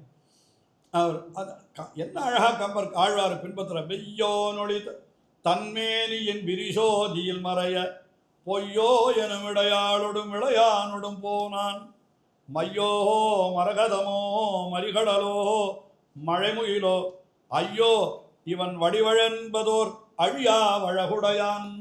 கம்பருடைய பாட்டு. வெய்யோ நொழி தன்மேனியின் விரிசோதியில் மறைய, அந்த அவன் நடந்து போகிற நடையழகே அப்படியே பாட்டில் கொண்டு வர. பொய்யோ எனும் இடையாளொடும் இளையானொடும் போனான். அது சொல்ல வெய்யோ நொழி தன்மேனியின் விரிசோதியில் மறையன்ற அந்த சூரியனுடைய பிரகாசம் கூட இந்த ராமனுடைய அழகில் மறைஞ்சு போயிட்டு தோன்று. ராமனுடைய பிரகாசம் சூரியனை விட அழகாக இருக்குன்றார். வெய்யோ நொழி தன்மேனியின் விரிசோதியில் மறைய பொய்யோ எனும் இடையாளொடும் பொய்யோ எனும் இடையாள்னா சீதா பிராட்டி. சீதா பிராட்டினுடைய இடை என்கிறது, அவளுக்கு இடைன்னு ஒன்று இருக்கா இல்லையா தெரியலையே அப்படின்னு சொல்லணும். ஏன்னா பெண்களுக்கு இடை என்கிறது அப்படி இருக்கணுமா, அந்த மாதிரி சொல்லியிருக்கா, சாஸ்திரத்தில் சொல்லியிருக்கா. அவ்வளோதான் நம்ம சொல்லலாம். அதுக்கு மேலே பொய்யோ எனும் இடையாளொடும் இளையானொடும் போனான். அது பின்னால் லக்ஷ்மணன் போகிறான்.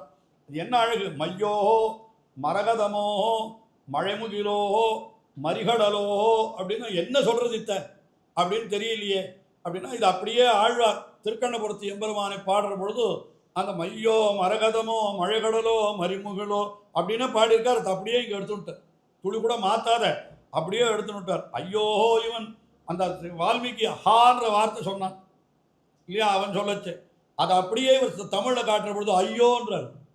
ஐயோன்னா அந்த ஆனந்தத்தில் ஹான்றதும் ஐயோன்றதும் ஒரே அர்த்தத்தை உடைய சொற்கள். ஒரு ஆனந்தம் ஏற்பட்டு ஐயோ என்ன அழகு என்ன அழகு அப்படின்னு சொல்கிறாள். அந்த ஐயோ இவன் வடிவன்பதோர் அழியா வழகுடையான் என்று கம்பர் ஆச்சரியப்பட்டார். கவிஞரான கம்பர் ஆச்சரியப்படுறது ஆச்சரியமே இல்லை. கவிஞர் அவங்க கவிதை எழுதுகிறவாளுக்கெல்லாம் இந்த அழகுன்னா ரொம்ப பிடிக்கும். அவள் எப்போவுமே கொண்டாடுவாள். இங்கேருந்து இவர் தண்டகாரண்யம் போகிறார். புகுந்த உடனே அங்கே நிறைய ரிஷிகளெல்லாம் இருக்கா. அந்த ரிஷிகளெல்லாம் என்ன பண்ணினாளன்னா இவருடைய அழகை பார்த்து அவள் அப்படியே மயங்கி போயிட்டாள். எல்லாரும் என்ன பண்ணுறா, என்ன அழகு என்ன அழகு, இப்படி ஒரு அழகை நாங்கள் அழகிலே ஈடுபடக்கூடாது என்று நகரத்தை விட்டு போய் எங்கேயோ தண்டகாரண்யத்தில் உட்காந்துருக்கா, தபஸ் பண்ணுறா. எதுக்காக நகரத்தில் கூடாதுன்னா, நகரத்தில் இருந்தால் நம்முடைய புத்தியெல்லாம் வேறு வேறு விஷயங்களில் போகும், கூடவே கூடாது, ஏகாந்தமாக இருக்கணும்னு போய் உட்காந்துருக்கிறவா. அங்கே ராமபிரானை பார்த்த உடனே என்ன பண்ணுறா சொல்கிறார் பாருங்க. தேதம் சோமமிவோத்யந்தம் திருஷ்டுவாவை தர்மச்சாரிணா மங்களானி பிரயுஞ்சானாக பிரத்யகிருண்ணன் திருடவிரதாக.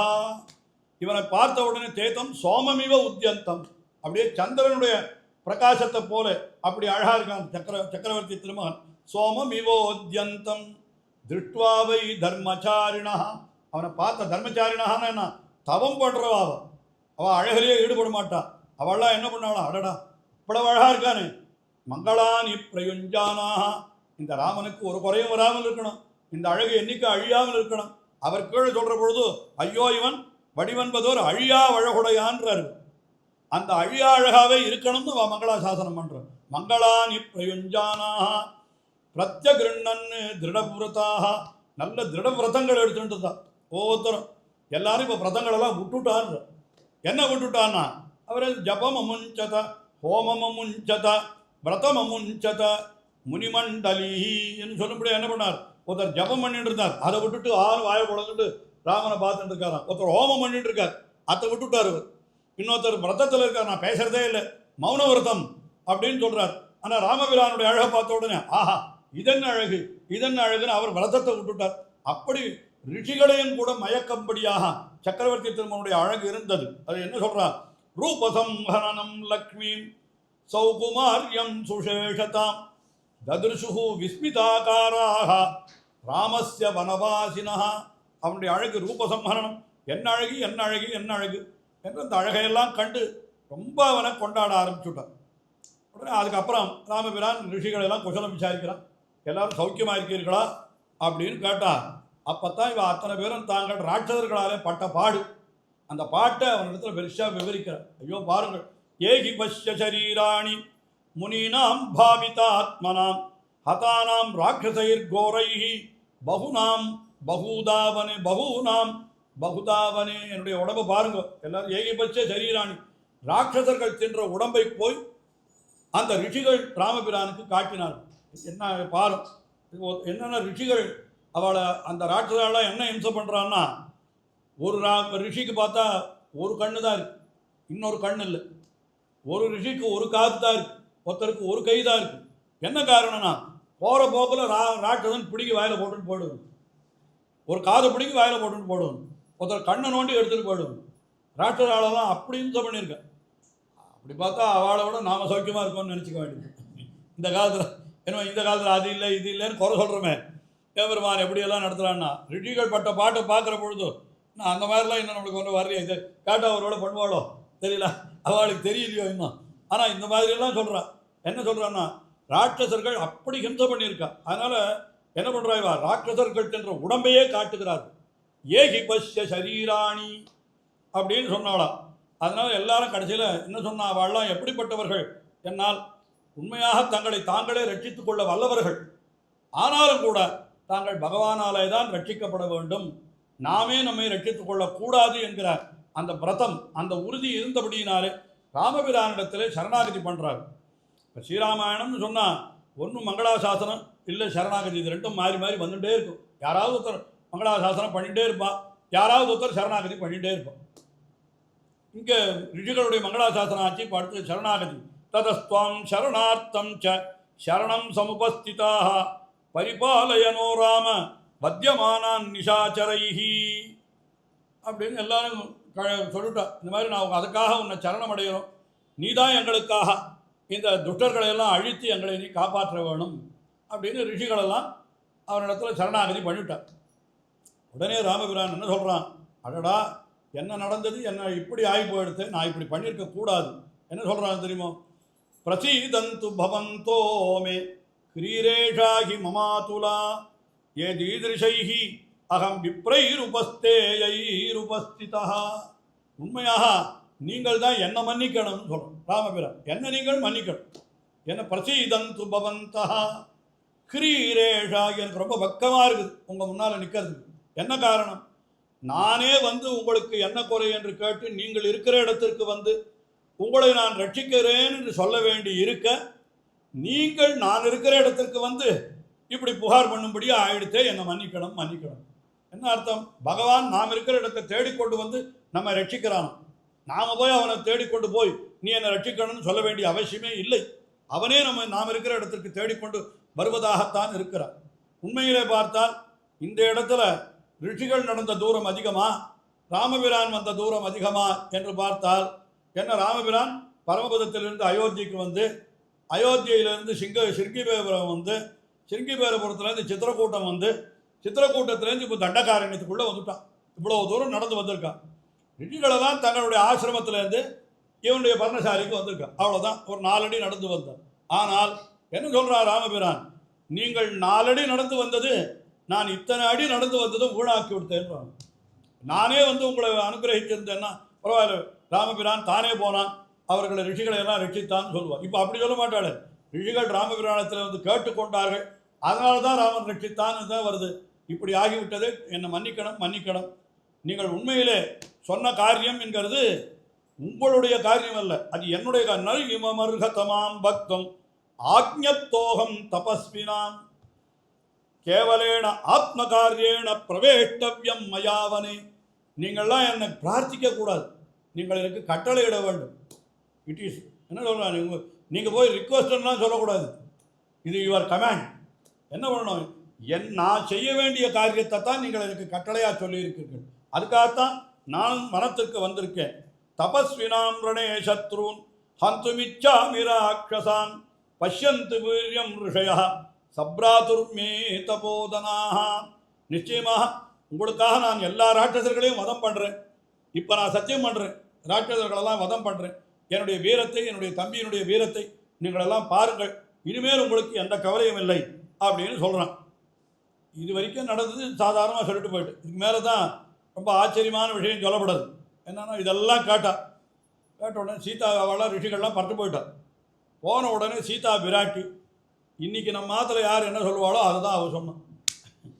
எல்லா ராத்திரையும் என்ன சொல்லுவா அப்படின்னா என்ன சொன்னாப்பா, உனக்கு என்னதுக்கு இந்த வீண் வம்பு, வாயை மூடின்னு இருக்கிறது தானே, நீ எதுக்கு அவளுக்கு நான் ராட்சதாளெல்லாம் வதம் பண்ணுறேன்னு நீ எதுக்கு தேன்கோட்டில் கையை வைக்கிற?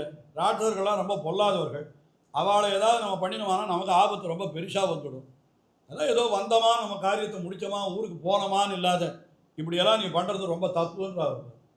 நீ பண்ணியிருக்கக்கூடாது, சத்தியமே பண்ணியிருக்கக்கூடாது அப்படின்னு சொல்லிட்டு இன்னும் நிறைய வார்த்தை சொல்கிறான். என்ன சொல்கிறா, நீ அயோத்தியிலேருந்து புறப்படுற பொழுது நீ ஜடாமுடி தரித்து மரவுரி தரித்து எல்லாம் பண்ணினே ரொம்ப சந்தோஷமாக தான் இருந்தது. ஆனால் கூட இதுக்கு சேராத ஒன்றை கூட எடுத்துன்னு வந்தேன். அப்போவே எனக்கு சந்தேகம், என்னது வில்லை எடுத்துன்னு வந்தேன். ஜடாமுடிக்க வில்லுக்கு என்ன சம்பந்தம், எதுக்கு கையில் வில்லு எடுத்துன்னு வந்தேன்? இந்த வில்லு இருந்தால் தான் ஒன்று இந்த மாதிரி பண்ண தோன்றது. என்ன அதனால் இதெல்லாம் ரொம்ப தப்பு, ஆயுதமே எடுத்துன்னு வந்துடக்கூடாது. அதுக்கு ஒரு கதையெல்லாம் வேறு சொல்கிறான். இப்படி தான் ஒரு ரிஷி தபஸ் பண்ணிட்டு இருந்தார். அவள் சொல்கிறான், அந்த ரிஷிக்கு நல்ல வேலை பேரெல்லாம் சொல்லலை, அதனால் நான் மறந்து போகிறதுக்கு வாய்ப்பு இல்லை. அவன் பேரே சொல்ல, யாரோ ஒரு ரிஷி தபஸ் பண்ணிட்டு இருந்தார். தபஸ் பண்ணிட்டு அவர் ரொம்ப தபஸ் அதிகமாக பண்ணினா இந்திரன் முதலானவர்கள்லாம் என்ன பண்ணுறாங்கன்னா தங்களுடைய பதவிக்கு ஆபத்து வந்து வருதுன்னு நினச்சிட்டு வர்றோம். ஏன்னா இவர் தபஸை முடித்தார்னா உடனே அவருக்கு ஒரு ஸ்தானம் கொடுத்தா எந்த ஸ்தானத்தை கொடுக்குறோ தெரியாது பகவான். அதனால் என்ன பண்ணா, தேவர்கள்லாம் சேர்ந்து ஏதாவது ஒரு வழி பண்ணணும்னா உடனே இந்திரன் எனக்கு தெரியும் நான் பண்ணுறேன் அப்படின்னு சொல்லிட்டு என்ன பண்ணான்னா ஒரு ரொம்ப அழகான ஒரு கத்தி, அந்த கத்தி ஆயுதம், நல்ல ஆயுதம், ரொம்ப அழகாக இருந்தது அந்த கத்தி. அத்த நேரம் ரிஷியின் இடத்துல ஒரு ராஜகுமாரனை போல வந்து, நான் கொஞ்சம் காரியமாக வெளியில் போகிறேன், இந்த கத்தியை நீ பத்திரமாக வச்சுக்கோ, நான் அப்புறம் வந்து உம்மிடத்துலேருந்து வாங்கிக்கிறேன்னு சொல்லிட்டு பட்டு போயிட்டோம். அவ்வளோதான், அவன் திரும்பி வரவே இல்லை. இவர் அவனுக்கு பத்திரமா வச்சுக்கணும்னு சொல்லிட்டு கத்தியை வச்சுட்டு தான் அப்பப்போ அந்த கத்தியை பார்த்துட்டே இருப்பார். இவர் பார்த்துட்டே இருந்தார். கடைசியில் என்ன ஆச்சு, அவர் எங்கே போனாலும் பழம் பறிக்க போனாலும் சரி, தீர்த்தமாட போனாலும் சரி, கூடவே அந்த கத்தியை எடுத்துகிட்டு போயிட்டு இருந்தார். அப்புறம் அதில் என்ன இருக்குதுன்னு உருவி பார்த்தா நல்லா கூராக இருக்குது. சரி 2 நாள் பழம் வெட்டி பார்க்கலாமேன்னு பழம் வெட்டி பார்த்தார். அது வெட்டித்து அப்படியே கொஞ்சம் கொஞ்சமாக போய் கடைசியில் அந்த கத்தியை வச்சு வேட்டையாடவே ஆரம்பிச்சுட்டார். என்னதான் அந்த ஆயுதத்தினுடைய சம்யோகன்றது, இவனை கத்தி எடுத்தவங்க சும்மா இருக்காதுன்னு ஒரு வசனமே சொல்லுவார். அப்படி தான் ஆகிப்போச்சு அந்த ரிஷிக்கு. கடைசியில் தபஸையே விட்டுட்டு எப்போ பார்த்தாலும் இந்த கத்தியை வச்சு காரியத்தை பண்ணிட்டு இருந்தார். கடைசியில் அவர் நரகத்துக்கு தான் போனார் என்று இப்படியெல்லாம் சரித்திரம் ஏதோ ஒன்று எடுத்து சொல்கிறான். அதுதான் அவள் என்ன சொல்கிறான்னா, அவள் சொல்கிற வார்த்தை என்ன அப்படின்னா சொல்கிறா பாருங்க, அக்னி சம்யோகவத்தேது சஸ்திர சம்யோக உச்சதே. இந்த நெருப்போட கூடி இருக்கிறதும் ஆயுதத்தோடு கூடி இருக்கிறதும் ஒன்றும். நெருப்போட கூடி இருந்தால் என்ன பண்ண, நெருப்பு நிச்சயமாக அந்த வஸ்துவை அழிச்சுடும். அது எந்த வஸ்துவாக இருந்தாலும் தான் இருக்கிற இடத்த கூட விடாது நெருப்பு. நமக்கு இந்த இடம் கொடுத்தது இதுதானே அப்படின்னு அந்த இடத்த மட்டுமாவது விற்குமான முதல்ல இடத்த தான் எரிக்க ஆரம்பிக்கும். அதனால தான் அதுக்கு ஆசிரிய ஆசின்னு பேர். சம்ஸ்கிருதத்தில் நெருப்புக்கு ஒரு பேர் வச்சு ஆசிரிய ஆசின்னு பேர் வச்சு.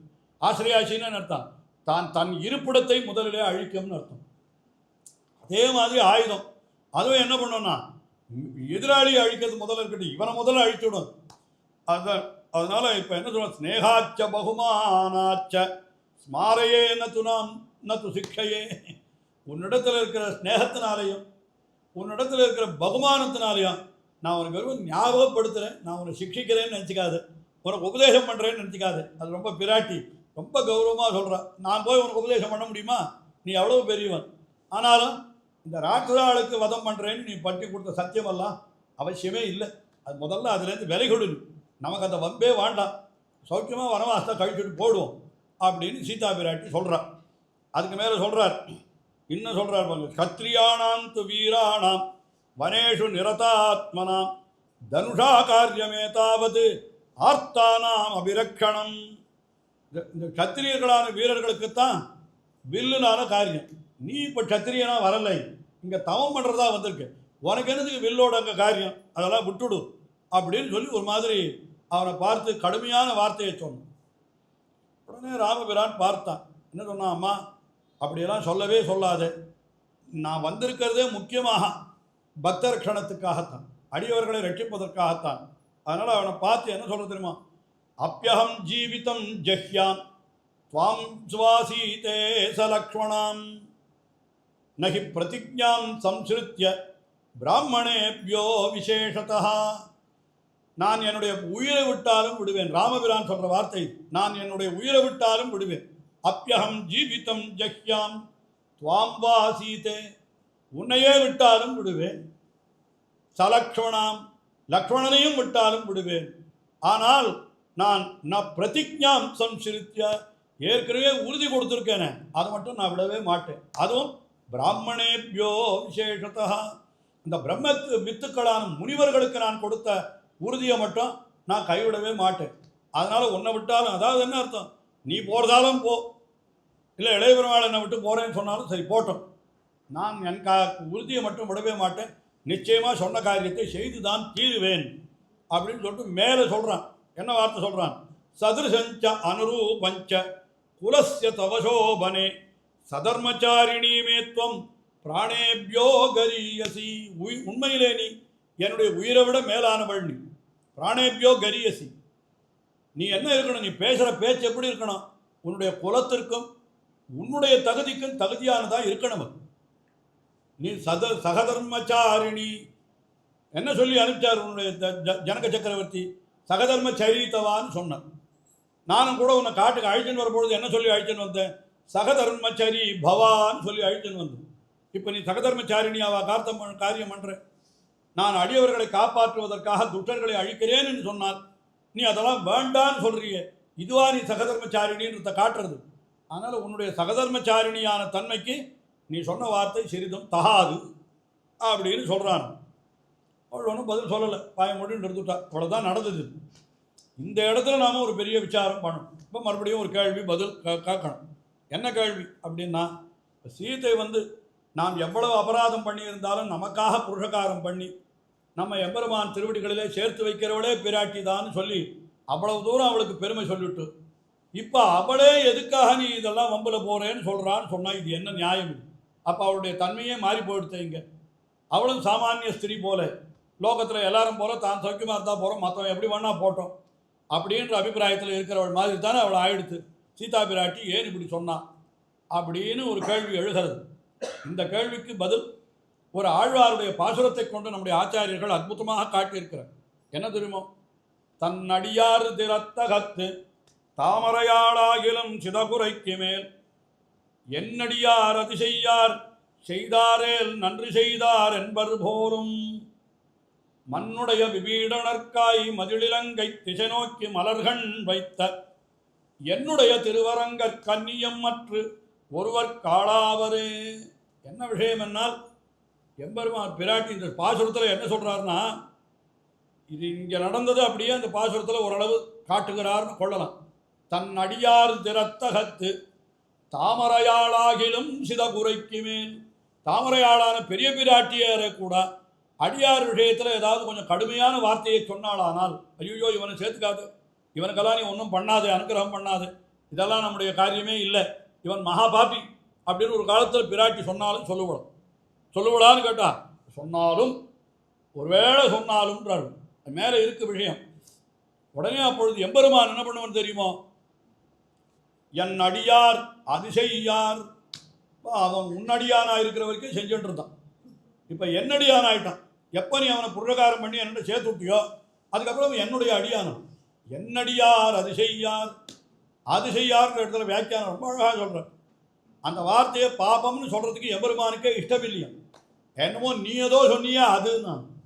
இவனிடத்துல நிறைய பாபம் இருக்குன்னு பிராட்டி சொல்கிறான். அப்படியா? இவனிடத்துல பாபம் இல்லை அப்படின்னு பாபம்ன்ற வார்த்தையை எதுக்கு சொல்லணும்? என்னடியார் அதிசெய்யார். நீ எது சொன்னியோ அது இவனிடத்துல இல்லை.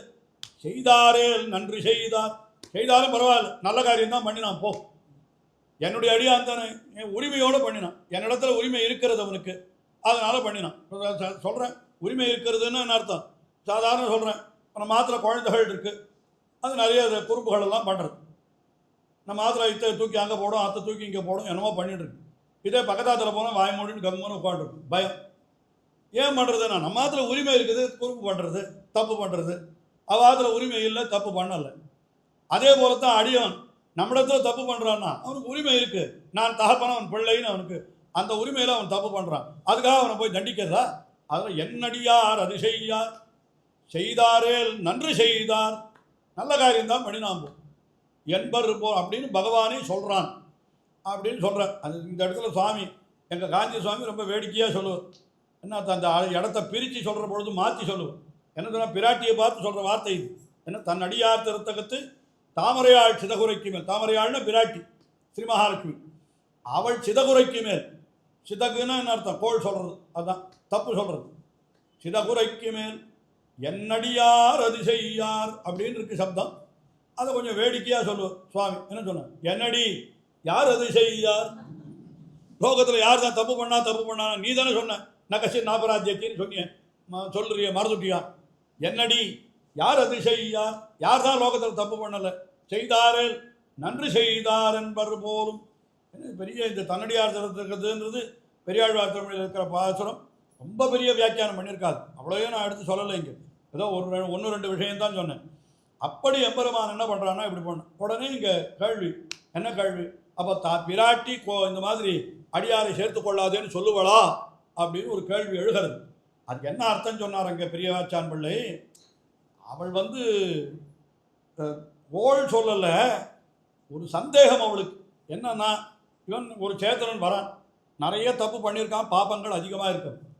அந்த பாபங்கள் அதிகமாக இருக்கிறவனை எம்பெருமான் ஏற்றுக்கொள்ள தயங்குகிறான். முதல்ல ஐயோ இவ்வளவு பாபம் பண்ணியிருக்கிறவன் நான் ஏற்றுவிட்டா அப்புறம் சாஸ்திரமெல்லாம் வீணா போயிடுமேன்னு. அப்போ தான் பிராட்டி சொன்னேன் அன்னைக்கு, புருஷகாரம் பண்ணி அப்போ அவனுடைய கருணை வீணா போயிடும், இவனை அங்கீகரிக்கலைன்னா நீ திருவடிகளில் விழுகிறவனுக்கு நீ உன்னுடைய கருணையை காட்டு, மற்றவர்களுக்கு வேணுமானால் நீ சாஸ்திரத்தை காட்டு என்று இப்படித்தானே சொன்னாள். எல்லாம் சொன்னால் எம்பெருமானும் சரி அப்படின்னு ஏற்றுனுட்டான். ஏற்றுண்ட பிற்பாடு பிராட்டிக்கு ஒரு சந்தேகம் வந்துவிட்டான். என்ன சந்தேகம்? இப்போ எம்பெருமான் ஏற்றுண்டானே, இது உண்மையாக மனப்பூர்வமாக அவன் ஏற்றுண்டானா, இல்லை வெறுமை நாம் புருஷகாரம் பண்ணுறோன்றதுக்காக தள்ளெழுத்து சரி போ தொலையட்டும், இவனை இருந்து தொலையட்டோன்னு ஏற்றுண்டானா அப்படின்னு தெரிஞ்சுக்கணும்னு ஒரு ஆசை வந்துவிட்டான் பிராட்டி. இவன் உண்மையாக ஏற்றுண்டானா இல்லை வேண்டாம் வெறுப்பா, சரி ரொம்ப தொந்தரவு பண்ணி இப்போ வாசலில் பிச்சைக்காரன் வரான், சில சமயம் போகவே மாட்டேன்னுவான், சரி இந்த தொலை அப்படின்னு சொல்லிட்டு அந்த காலத்தில் ஏதோ கொடுத்து அனுப்பிப்பா. அந்த மாதிரி எல்லாம் வருவான் சில பேர். அந்த மாதிரி கூட யாரும் வருதில்லைன்னு நினைக்கிறேன். பழைய காலத்தில் குடுப்பாண்டின்னு ஒருத்தன் வருவான், மாட்டை எடுத்துகிட்டு வருவான். அவன்லாம் அந்த மாதிரி இப்போ அது சொல்கிறது கூட அந்த மாதிரி ஒன்றும் காணும். இப்போ எல்லாரும் அவள்லாம் கூட பணக்கார ஆகிட்டு அவ்வளோ தெரியல என்ன. சரி, அந்த மாதிரி தவிர தீராதுன்னு சில பேருக்கு நான் வேண்டாம் வெறுப்பாக பண்ணுறவன், அந்த மாதிரி ஒரு வேளை எம்பெருமான் பண்ணினானான்னு தெரிஞ்சுக்கணும்னு பிராட்டிக்கு ஆசையாம். அதுக்காக என்ன பண்ணுறான்னா பிராட்டி எந்த அடியவனுக்காகத்தான் புருஷகாரம் பண்ணி எம்பெருமானுடைய திருவடிகளிலே சேர்த்தாளோ அந்த அடியவனை பற்றியே பிராட்டி என்ன பண்ணுறா, குறைய சொல்கிறோம். எம்பெருமானத்தில் போய் ஐயோ இவனை போய் நான் புருஷகாரம் பண்ணி சேர்த்து விட்டேனே, உண்மையாக பார்த்தா இவனிடத்துல நிறைய பாபம் இருக்குது, நான் கொஞ்சம் அவசரப்பட்டு விட்டேன்னு நினைக்கிறேன், தெரியாத பண்ணிவிட்டேன், அவனை திருப்பி அனுப்பிச்சுடு அப்படின்றான். அப்போ எம்பெருமான் என்ன சொல்கிறாம்மா, புருஷகாரம் பண்ணி சேர்க்கிற வரைக்கும் தான் உன்னுடைய காரியம், புருஷகாரம் பண்ணி சேர்த்த பிற்பாடு திரும்பி வாங்கிக்கிற அதிகாரம் உனக்கு கிடையாது. சொல்கிறாள் இல்லையோ, உண்டியில் போடுற வரைக்கும் தான் நம்முடைய அதிகாரம். உண்டியில் போட்ட பிற்பாடு தெரியாத போட்டுவிட்டா திருப்பி கொடுன்னா கொடுப்பாளா? கொடுக்க மாட்டா, அவ்வளோதான். உண்டியில் போட்டது தான். உண்டி பொட்டியில் இல்லை, தபால் பொட்டிலேயே அப்படி தான். இப்போ தபாலே யாரும் போடுறது இல்லைன்னு நினைக்கிறேன். பழைய நாள் அப்படி தான். தபால் பொட்டிக்கு அதுக்கு சட்டமெல்லாம் உண்டு, தெரியுமோ இல்லையோ. போஸ்ட் பாக்ஸில் கொண்டு போய் ஒரு காகிதத்தை போட்டுவிட்டா அதுக்கப்புறம் நான் தெரியாத போட்டுவிட்டேன்னு சொல்லிவிட்டு அதை திருப்பி கொடுன்னா கொடுக்க முடியாது. அது யார் இடத்துல போய் சேரணுமோ அவன் இடத்துல போய் தான் சேரணும். அது மாதிரி கதைகள்லாம் கூட உண்டு. ஒருத்தனை கண்ணாப்பினான்னு விஷயம் எழுதிவிடுவான், அப்புறம் அவன் ரொம்ப நல்லவன்னு தெரிஞ்சுவிடும். ஐயோ தபாலில் போட்டுட்டோமேனாக்கா, போட்டது தான், போய் எத்தனை கேட்டாலும் என்ன சட்ட பிரகாரம் அதை திருப்பி கொடுக்க மாட்டான், அவ்வளோதான். தபாலில் போட்டது தான். அந்த மாதிரி எம்பெருமான் என்ன சொல்கிறான், என்னிடத்து சேர்த்துட்டியோ இல்லையோ அதோட உன் காரியம் முடிஞ்சு போச்சு. அவன் என்னுடைய அடியான் ஆட்டாயிப்பு. இப்போ என்னடியான் சொல்கிறார் பெரியவாச்சான்கள். என்ன அழகாக அங்கே வியாக்கியானம், சேர்ப்பதற்கு முன்பு இவள் மன்றாடும், சேர்த்து கொண்ட பிறகு அவன் மன்றாடும். ரெண்டு பேரும் ஒருத்தருக்கு சேத்தனர்களை அங்கீகரிக்கிறதுல எப்படி போட்டி போடுறா பாருங்க. இவனை சேர்த்துக்கோன்னு முதல்ல புரகாரம் பண்ணுறாளாம். சேர்த்துட்ட பிற்பாடு அவளே குறை சொன்னாலும் இவன் நீ வம்புக்கு வராதேன்னு இவன் அவள்கிட்ட போய் மன்றாடுறான். இப்படி ரெண்டு பேரும் இப்படிப்பட்ட திவ்ய தம்பதிகள் நமக்கு இருக்கச்சே என்ன கஷ்டம். அதுக்குத்தான் மண்ணுடைய விபீடனர்க்காய் மதிலிலங்கை திசை நோக்கி மலர்கண் வைத்தான்னு விபீஷண சரணாகதியை எடுத்து சொல்கிறார். அந்த இடத்துல இந்த விபீஷண சரணாகத்தில் கிட்டத்தட்ட இதே மாதிரி தான். அந்த பிராட்டி இல்லை, பிராட்டிக்கு பதிலாக மற்ற எம்பெருமானுடைய அடியவர்கள் விபீஷணனை சேர்த்து கொள்ளக்கூடாது என்று அவர்கள் அத்தனை பேரும் ஆட்சேபிக்கிற பொழுது அவனை நான் சேர்த்து கொள்ளத்தான் சேர்த்து கொள்வேன் என்று ராமபிரான் அங்கே சண்டை போட்டு விபீஷணனை அங்கீகரித்தான்னு சரித்திரமெல்லாம் பார்க்கிறோம் இல்லையோ.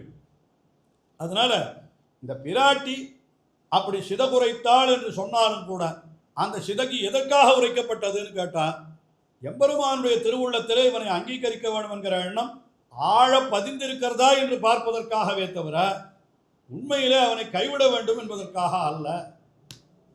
அதை சொல்கிற தூணானிக்கனன் நியாயம்னு சொல்கிற ஒரு கம்பத்தை நடுகிறார்களாம். தரையில் போட்டு ஒரு கம்பத்தை நடுவாளாம். நட்டு முடித்த பிற்பாடு நன்னா கடைசியில் முடித்த பிற்பாடு ஒரு வாட்டி ஆட்டி பார்க்கணும். இந்த ஆட்டி பார்க்கறது எதற்குன்னு பிடுங்கிறதுக்கு இல்லை, நன்னா பதிஞ்சிருக்கான்னு பார்க்கணும். அந்த மாதிரி இப்போ ராமபிரான், அதாவது இங்கே முதல்ல பகவான் அடியவர்களை அங்கீகரித்தானே, அது நன்னா உண்மையாக அங்கீகரித்தானா இல்லை வெறும நமக்காக வேண்டா விருப்பம் அங்கீகரித்தானான்னு பார்க்கறதுக்காக கொஞ்சம் அவனுடைய திருவுள்ளத்தை அசைத்து பார்க்கிறான். அதுதான் அவள் சிதகுறைத்தல் என்று சொல்கிறான். அதுபோலத்தான் இங்கே இந்த ஸ்ரீராமாயணத்திலேயும் அந்த ரிஷிகளுக்கு தான் கொடுத்த வாக்கை ராமபிரான் காப்பாற்றணுன்றது தான் பிராட்டிக்கு எண்ணம். ஆனால் அப்படி சொல்லாமல் அவளுக்கு எதிரடையாக வார்த்தை சொல்கிறான். என்ன வார்த்தை சொல்கிறான்? நமக்கு என்னத்துக்கு வந்தமா வனவாசத்தில் இருந்தோமா, வனவாசத்தை சுகமாக கழிச்சோமா போனோமான்னு இல்லாத எதுக்கு இப்படி ராட்டுதாள்களெல்லாம் நம்ம போய் விவாதம் பண்ணணும், விரோதம் பண்ணணும், நமக்கு என்ன வம்பு அப்படின்னு சொன்ன பொழுதோ என்ன பண்ணினார் பெருமாள்? உன்னை விட்டாலும் விடுவேன் அப்படின்னு சொன்னார். இதெல்லாம் தேவரகசியம். என்னன்னா பாருங்கள், பிராட்டியும் பெருமாளும் ஒருத்தர் மேலே ஒருத்தர் அவ்வளவு அன்பு வைத்திருக்கிறார், அதில் ஒன்றும் சந்தேகமே இல்லை. அதுவும் பிராட்டி காட்டில் இருக்கிற பொழுது, நகரத்தில் இருக்கிற பொழுதே சொல்கிறான், சமா துவாதச தத்ராகம் ராகவசிய நிவேசனே புஞ்சானா அமானுஷான் போகான். நானும் ராமபிரானும் அவ்வளவு ஒருத்தர் மேலே ஒருத்தர் அன்பு வைத்து அவ்வளவு அழகாக 12 வருஷ காலம் இருந்தோம்னு சொல்கிறேன். அதுக்கப்புறம் காட்டிலே வந்த பிற்பாடு இன்னும் தனி அனுபவமாகினாலே அவர்களுக்கு ஒருவர் மேல் ஒருவர் இது பிரீதியானது இன்னும் அளவு கடந்து சென்று விட்டது. இப்போ பிராட்டி பார்த்தாள், அடடா இந்த சமயத்தில் இப்போ நாம் என்ன பண்ணணும், அந்த ராவணனுக்கு உபதேசம் பண்ணி திருத்தணும். அதுதான் இப்போ இவளுடைய முக்கியமான காரியம். ராவணனை வதம் பண்ணணுன்றது முக்கியம் இல்லை, அதெல்லாம் மேலே தெரிய போகிறது. ராவணனையும் உபதேசம் பண்ணி திருத்தணும். அப்படி ராவணனை திருத்தணுமானால் தான் பெருமாளை பிரியப்படணும். இப்போ பிராட்டி பிரியணும் பெருமாள். இப்போ ராமபிரானை பிரிந்தால் இவர் தரித்திருப்போரோன்னு சந்தேகம் வந்துடுது. நம்ம பிரிஞ்சால் அடுத்த கணம் பிராணனையே விட்டுடுவர் போல இருக்க, நம்மளோடத்துல இவ்வளவு பிரீத்தி வச்சிருக்காரு, எப்படி இவரை பிரியறதுன்னு சீதா பிராட்டிக்கு சந்தேகம் வந்துவிட்டான். சரி, நம்ம பிரிந்த பிற்பாடு இவர் உசுரோடு இருப்பாரான்னு தெரிஞ்சுக்கணுமே, அதுக்காக என்ன பண்ணால் இந்த மாதிரி ஒரு வார்த்தை சொல்லிவிட்டான். என்ன சொன்னான்? நமக்கு என்னத்துக்கு வம்பு அப்படின்னு ஒரு வார்த்தை சொன்னான். அப்போ என்ன சொன்னார் பெருமாளினால்? உன்னை பிரிந்தாலும் பிரிவேன், நான் கொடுத்த வாக்கை நிறைவேற்றாமல் இருக்கவே மாட்டேன்னு சொன்னான். அப்பா, இப்போத்தான் பிராட்டிக்கு சந்தோஷம் ஏற்பட்டது. நான் என்னை பிரிஞ்சாலும் தன்னுடைய வாக்கை நிறைவேற்றுவதற்காக அவர் உயிர் தரித்திருப்பேன்னு சொல்லிட்டாரோ இல்லையோ, இது அவருடைய சத்திய வாக்கு, இதை மீறவே முடியாது, அப்போ நிச்சயமாக நல்லது நடக்கும் என்று அதுக்கு அப்புறம்தான் மனசில் என்ன பண்ணாளா, தைரியத்தோடு ராமபிரானை பிரிந்தாள். அது அவள் பிரியறதுக்கு முன்னால ராமபிரானை பார்த்து சொன்ன வார்த்தை தான் இது என்று இப்படியாக இங்கே சீதை சொன்னதுக்கும் காரணம் கூட ராமபிரானுடைய உள்ளத்தை சோதிப்பதற்காகவே தவிர அது உண்மையான வார்த்தை அல்ல. ராட்சதர்களை ஏன் அழிக்கணும் அப்படின்னு இவள் சொன்னதுக்கு என்ன காரணம்னா, ராட்சதர்களை அழிக்கணும்னா அதுக்கு பெரிய பெரிய காரியங்கள் பண்ணணும். அவ்வளவு தூரம் இவர் பண்ணுகிறா. என்ன தன்னிடத்துல இப்படி பிரீத்தி வைத்து எப்பொழுதும் சீதா பிராட்டினுடைய பக்கத்திலேயே தன் பக்கத்திலேயே உட்காந்துருக்காரு, இவர் எங்கே போய் ராட்சசாலை அழிக்கிறது அப்படின்னு ஒரு சந்தேகம் ஏற்பட்டது. அப்போ அவர் என்ன சொல்லிட்டார்? அப்யகம் ஜீவிதம் ஜக்யாம் துவாம்பா சீதே சலக்ஷ்மணாம் நகி பிரதிஜாம் சம்சிருத்திய பிராமணேபியோ விசேஷதா என்று அவர்களை விட்டுட்டு நான் என்ன பண்ணவே மாட்டேன் அப்படின்னு சொன்னேன். அதனால் இந்த மாதிரி சீதா பிராட்டி ரொம்ப அழகாக ராமபிரானுடைய உள்ளத்தை சோதித்து அவனுடைய உறுதியை நன்றாக, அந்த அடியவர்களை காத்தல் என்கிறதுல அவன் நிலை நிற்க வேண்டும். அதிலேருந்து எப்போ என்ன ஒரு துன்பம் வந்தாலும் அதிலேருந்து அவன் விலகக்கூடாது என்பதற்காக அவன் திருவாக்கிலிருந்து அப்படிப்பட்ட வார்த்தையை வரவழைக்க வேண்டும் என்பதற்காகத்தான் அப்படிப்பட்ட காரியத்தை சொன்னாள் அப்படின்னு இந்த மாதிரிலாம் சொல்லியிருக்கு. இதுக்கப்புறம் ஒரு விஷயம் என்னன்னா, இந்த ஏற்கனவே சொன்னேன், இந்த வால்மீகிக்கு ஒரு அப்சஷன் 12 இயர்ஸ் ஏற்கனவே சொன்னேனே. முதல்ல ஒரு 12 வருஷ காலம் ராமபிரான் அவதரித்த உடனே அதை பற்றி ஒன்றுமே சொல்லலை. 8வது ஸ்லோகத்தில் அவதாரத்தை சொன்னவர் 30வது ஸ்லோகத்தில் ராமனுக்கு 12 வயசு ஆகிடுச்சுன்னு விட்டார். அங்கே அவ்வளவாவது சொன்னார். அதுக்கு அடுத்தபடியாக வந்த இடத்துல என்னென்னா அது கூட சொல்லலை. பட்டாபிஷேகம் ஆகி 12 வருஷ காலம்னா அது அடியோடு ஒன்றுமே சொல்லாத பட்டாபிஷேகம் ஆச்சு, அயோத்திக்கு வந்தா. அடுத்தது யுவராஜ் சீதா கல்யாணம் ஆச்சு, அயோத்திக்கு வந்த உடனே மறுபடியும் பட்டாபிஷேக பிரஸ்தாபம்னு ஆரம்பிச்சுட்டார். 12 வருஷம் நடந்திருக்குங்க, கடந்திருக்கிறது அது சொல்லலை. இப்போ இங்கே வனத்திலேயும் கூட இப்போ இங்கே சித்திரக்கூட்டம், அந்த சித்திரக்கூட்டத்திலேருந்து அதாவது சிருங்கிபேரபுரத்துலேருந்து சித்திரக்கூட்டம் சித்திரக்கூட்டத்தில் பரதாழ்வான் சித்திரக்கூட்டத்திலேருந்து திருப்பி தண்டகாரண்யம் இவ்வளவு தூரம் சேர்ந்தாரே. இந்த விஷயங்களெல்லாம் இங்கே அதுக்கப்புறம் இன்னும் கூட நடந்திருக்கு. தண்டகாரண்யத்திலையும் அவர் கொஞ்ச நாள் அப்படியே இருக்கிற பொழுது தண்டகாரண்யத்தில் ஒரு இடத்துல இருக்கார். அதை என்ன சொல்லிட்டார் வால்மீகி, ஒரே ஸ்லோகத்தில் சொல்லி முடிச்சுட்டார். தண்டகாரண்யத்தில் எவ்வளோ வருஷம் இருந்தார்னா 10 வருஷம் இருந்தார். ஒன்றும் அது சமாச்சாரமே சொல்லலை. ஏவமுக்தஸ்து ராமேண ததா சம்வசஸ்தஸ்ய முனீனாம் ஆசிரமேஷு ரமதः ஆனுகூல்யேன யயுஹு சம்வத்சரா தச. சௌக்கியமாக அந்த தண்டகாரண்யத்தில் இருந்தார். 10 வருஷம் தாண்டி விட்டார். இந்த 10 வருஷத்தை ஒன்றுமே சொல்லலை. அப்புறம் ரமதே யத்ர வைதேகி துவம் அகம் செய்வ லக்ஷ்மண தாதிருஷோ திஷ்யதாம் தேச சன்னிகிருஷ்ட ஜலாசய. சரி, அங்கேருந்து புறப்பட்டார். அதுக்கப்புறம் என்ன கேட்கிறாருன்னா அந்த தண்டகாரண்யத்தில் 10 வருஷம் வசித்தார்னு சொல்கிறேன். இவ்வளோ இந்த வார்த்தையெல்லாம் கூட அப்புறம் நடந்திருக்கலாம்னு நினைக்கிறேன். கொஞ்சம் முன்ன பின்ன தான் நடந்திருக்கு. வால்மீகி ராமாயணத்தில் இருக்குது. இது அப்புறம் கூட நடந்திருக்கலாம். நான் இப்போ சொன்னேனே, ரிஷிகளெல்லாம் ராமபிரான் தண்டகாரண்யத்தில் உள்ள நுழைஞ்ச உடனே சரணாகதி பண்ணிட்டா. ஆனால் அவளுக்கு எல்லாம் பண்ணுறேன்னு சொன்னவர் 10 வருஷம் ஒன்றுமே பண்ணலை. ஏன் பண்ணலைன்னா ஒரு ராட்சசாலும் வரவே இல்லை. அந்த பக்கத்தில் வந்தால் தானே பண்ணுறதுக்கு. இவர் இருந்த பிற்பாடு யாரும் ராட்சசால் வரலை. பார்த்தார், இவர் அங்கிருந்து புறப்பட்டார். ராட்சசால் இருக்கிற இடத்த தேடிட்டு போகிறோம், வதம் பண்ணணுமே. அப்போ அகஸ்திய ஆசிரமம் எங்கே இருக்குதுன்னு கேட்கிறார். அகஸ்தியர் அங்கே தங்கியிருக்கார், தண்டகாரண்யத்தில் இருக்கார். அவர் எங்கே இருக்குதுன்னு கேட்கிறார். உடனே அவெல்லாம் பதில் சொல்கிறான். இந்த மாதிரி அகஸ்தியருடைய ஆசிரமம் இங்கேருந்து ஏதோ ஒரு 4 யோஜனை தூரத்தில் இருக்குது அப்படின்னு சொல்கிறோம். அங்கேருந்து புறப்பட்டு அவர் முதல்ல அகஸ்தியருடைய தம்பியான் ஒருத்தர், அவர் பேரே சொல்லலை, அகஸ்திய பிராத்தான்னு திருப்பி சொல்கிறான். அங்கேருந்து அகஸ்திய பிராத்தா அவருடைய ஆசிரமத்துக்கு போனார். அதை தாண்டி அதுக்கப்புறம் அகஸ்தியருடைய ஆசிரமத்துக்கு போகிறார். அகஸ்தியர் அவரை ரொம்ப வரவேற்று உபசரித்து அவருக்கு எல்லாம் பண்ணி ஆயுதங்களெல்லாம் கொடுத்து விஷ்ணு தனுஷை கொடுக்குறார். அவர் அது பரசுராமன் கையில் இருந்த விஷ்ணு தனுஷ், அது அகஸ்தியர்கிட்ட கொடுத்து அந்த தனுஷை இப்போ கொடுத்து இதை நீ வைத்துக்கொள் என்று ராமபிரானுக்கு கொடுத்து இன்னும் சில அஸ்திரங்களை எல்லாம் கொடுத்து எல்லாம் பண்ணிவிட்டு என்ன பண்ணுறார், அவர் கேட்குறான், நான் இன்னும் கொஞ்ச நாள் இருக்குது எனக்கு வனவாசம், நான் எங்கே கழிக்கணும், இன்னும் 4 வருஷம் இல்லையா. இப்போ அது ஏற்கனவே 10 வருஷம்னு சொல்கிறார். 10 வருஷம் கழிஞ்சதுன்னு சொன்னான். 10 வருஷம் கூட இல்லை, மேலே கூட இன்னும் ஒரு வருஷம் 2 வருஷம் கழிஞ்சிருக்கணும். ஏன்னா அந்த சித்திரக்கூட்டத்திலேருந்து தண்டகாரண்யம் வரத்துக்கு நடுவில் எத்தனை ஆயிருக்கும்னு தெரியலை, நமக்கு அந்த காலங்கள் தெரியலை. அதனால் ஒருவேளை தண்டகாரண்யத்துக்கு வரச்சிக்கே 2 வருஷம் ஆயிருந்ததுன்னா, தண்டகாரண்யத்தில் 10 வருஷம் இருந்தாருன்னா அப்போ 12 வருஷம் முடிஞ்சு போயிடுது. ஸோ இப்போ இதுக்கப்புறம் இன்னும் எவ்வளோ வருஷம் இருக்குன்னா 2 வருஷம் இருக்குது இன்னும். சரி, அதுக்கு என்ன பண்ணுறது அப்படின்னா, நீ இங்கேருந்து இன்னும் தாண்டி உள்ளே போனீங்கன்னா பஞ்சவட்டின்னு ஒரு இடம் இருக்குது. அந்த இடம் ரொம்ப ஆனந்தமாக இருக்கும். அங்கே வேண்டிய வஸ்துக்கள் உனக்கு கிடைக்கும், சௌக்கியமாக இருக்கலாம் அப்படின்னு சொல்லிட்டு பஞ்சானாம் வட்டானாம் சமாஹாரகா பஞ்சவட்டின்னா 5 மரங்கள் அந்த இடத்துல நல்லா ஆலமரம்னு நினைக்கிறேன். பெரிய வட்டவருஷம்னாலே ஆலமரம் தான். அப்படியே 5 ஆலமரம் வரிசையாக இருக்கும். அதனால் ரொம்ப சௌக்கியமாக அங்கே இருக்கலாம் அப்படின்னு சொல்கிறார். உடனே ராமபிரானும் அகஸ்தியருடைய நியமனத்தை சிறமேற்கொண்டு பஞ்சவட்டி என்கிற இடத்துக்கு உள்ளே நுழையிறார். அதாவது ஒன்றுன்னா இன்னும் இன்டென்ஸ் ஃபாரஸ்டால் அந்த மாதிரி இன்னும் ககனமான காடுகளுக்கு உள்ள அப்படி நுழைந்து போகிறார். அந்த பஞ்சவட்டியில் போய் இருக்கார். அங்கே உட்காந்து அப்படியே போக்கின்னு இருக்கார். ஆகிடுச்சு, அப்படியே ஒரு 6 மாதம் 8 மாதம் ஆகிட்டுருக்கு. அதெல்லாம் சொல்லலை. எல்லாம் காலம் கடந்து போகிறது. இதில் என்ன தெரியுமோ, கடைசி வருஷத்தில் மீதி எல்லாம் நடந்துடும். ஒரு வருஷத்தில் ராவணவதம் வரைக்கும் நடந்ததுன்றது ஒரே வருஷத்தில் நடந்த விஷயம் அது. ஏன்னா சீதா பிராட்டி அசோகவனத்தில் எத்தனை மாதம் சிறை இருந்தான்னு சொல்கிற பொழுது 10 மாதம் சொல்லும். அப்போ 10 மாதம் சிறை இருந்த பொழுது அவளை மீட்ட அடுத்த க்ஷணம் ராமபிரான் புஷ்பக விமானத்தில் அயோத்திக்கு திரும்பி வந்துட்டானா இப்போ 14 வருஷம் முடிஞ்சு போச்சுன்னு அர்த்தம். இப்போ பாருங்கள், அப்போ இந்த நடுவில் இந்த காலம் கழிந்திருக்கிறது. அப்போ நான் பஞ்சவட்டியில் கடைசியில் என்ன ஆகிடுதுன்னா பஞ்சவட்டியில் இருக்கிற பொழுது தான் அந்த இடத்துல இன்னும் நிறைய விஷயங்கள்லாம் சொல்கிறான்.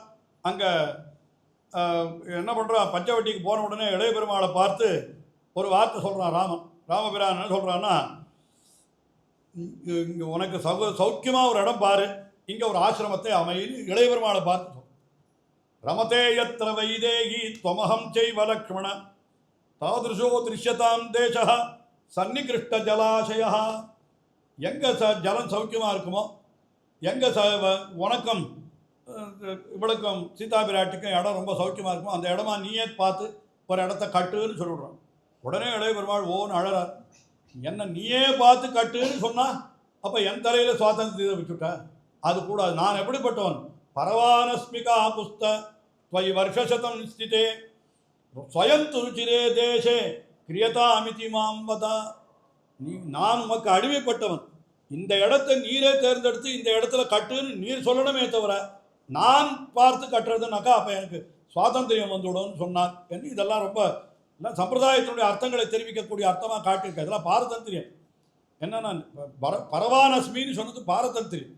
இந்த இளைய பெருமாளுக்கு பாரதந்திரியம் உண்டுன்னு சொல்கிறதுக்கு இதையெல்லாம் பிரமாணமாக எடுத்து இதை பெரிய விஸ்தாரமாக வியாக்கியானம் பண்ணி வைத்திருக்கிறார்கள் நம்முடைய ஆச்சாரியர்கள்.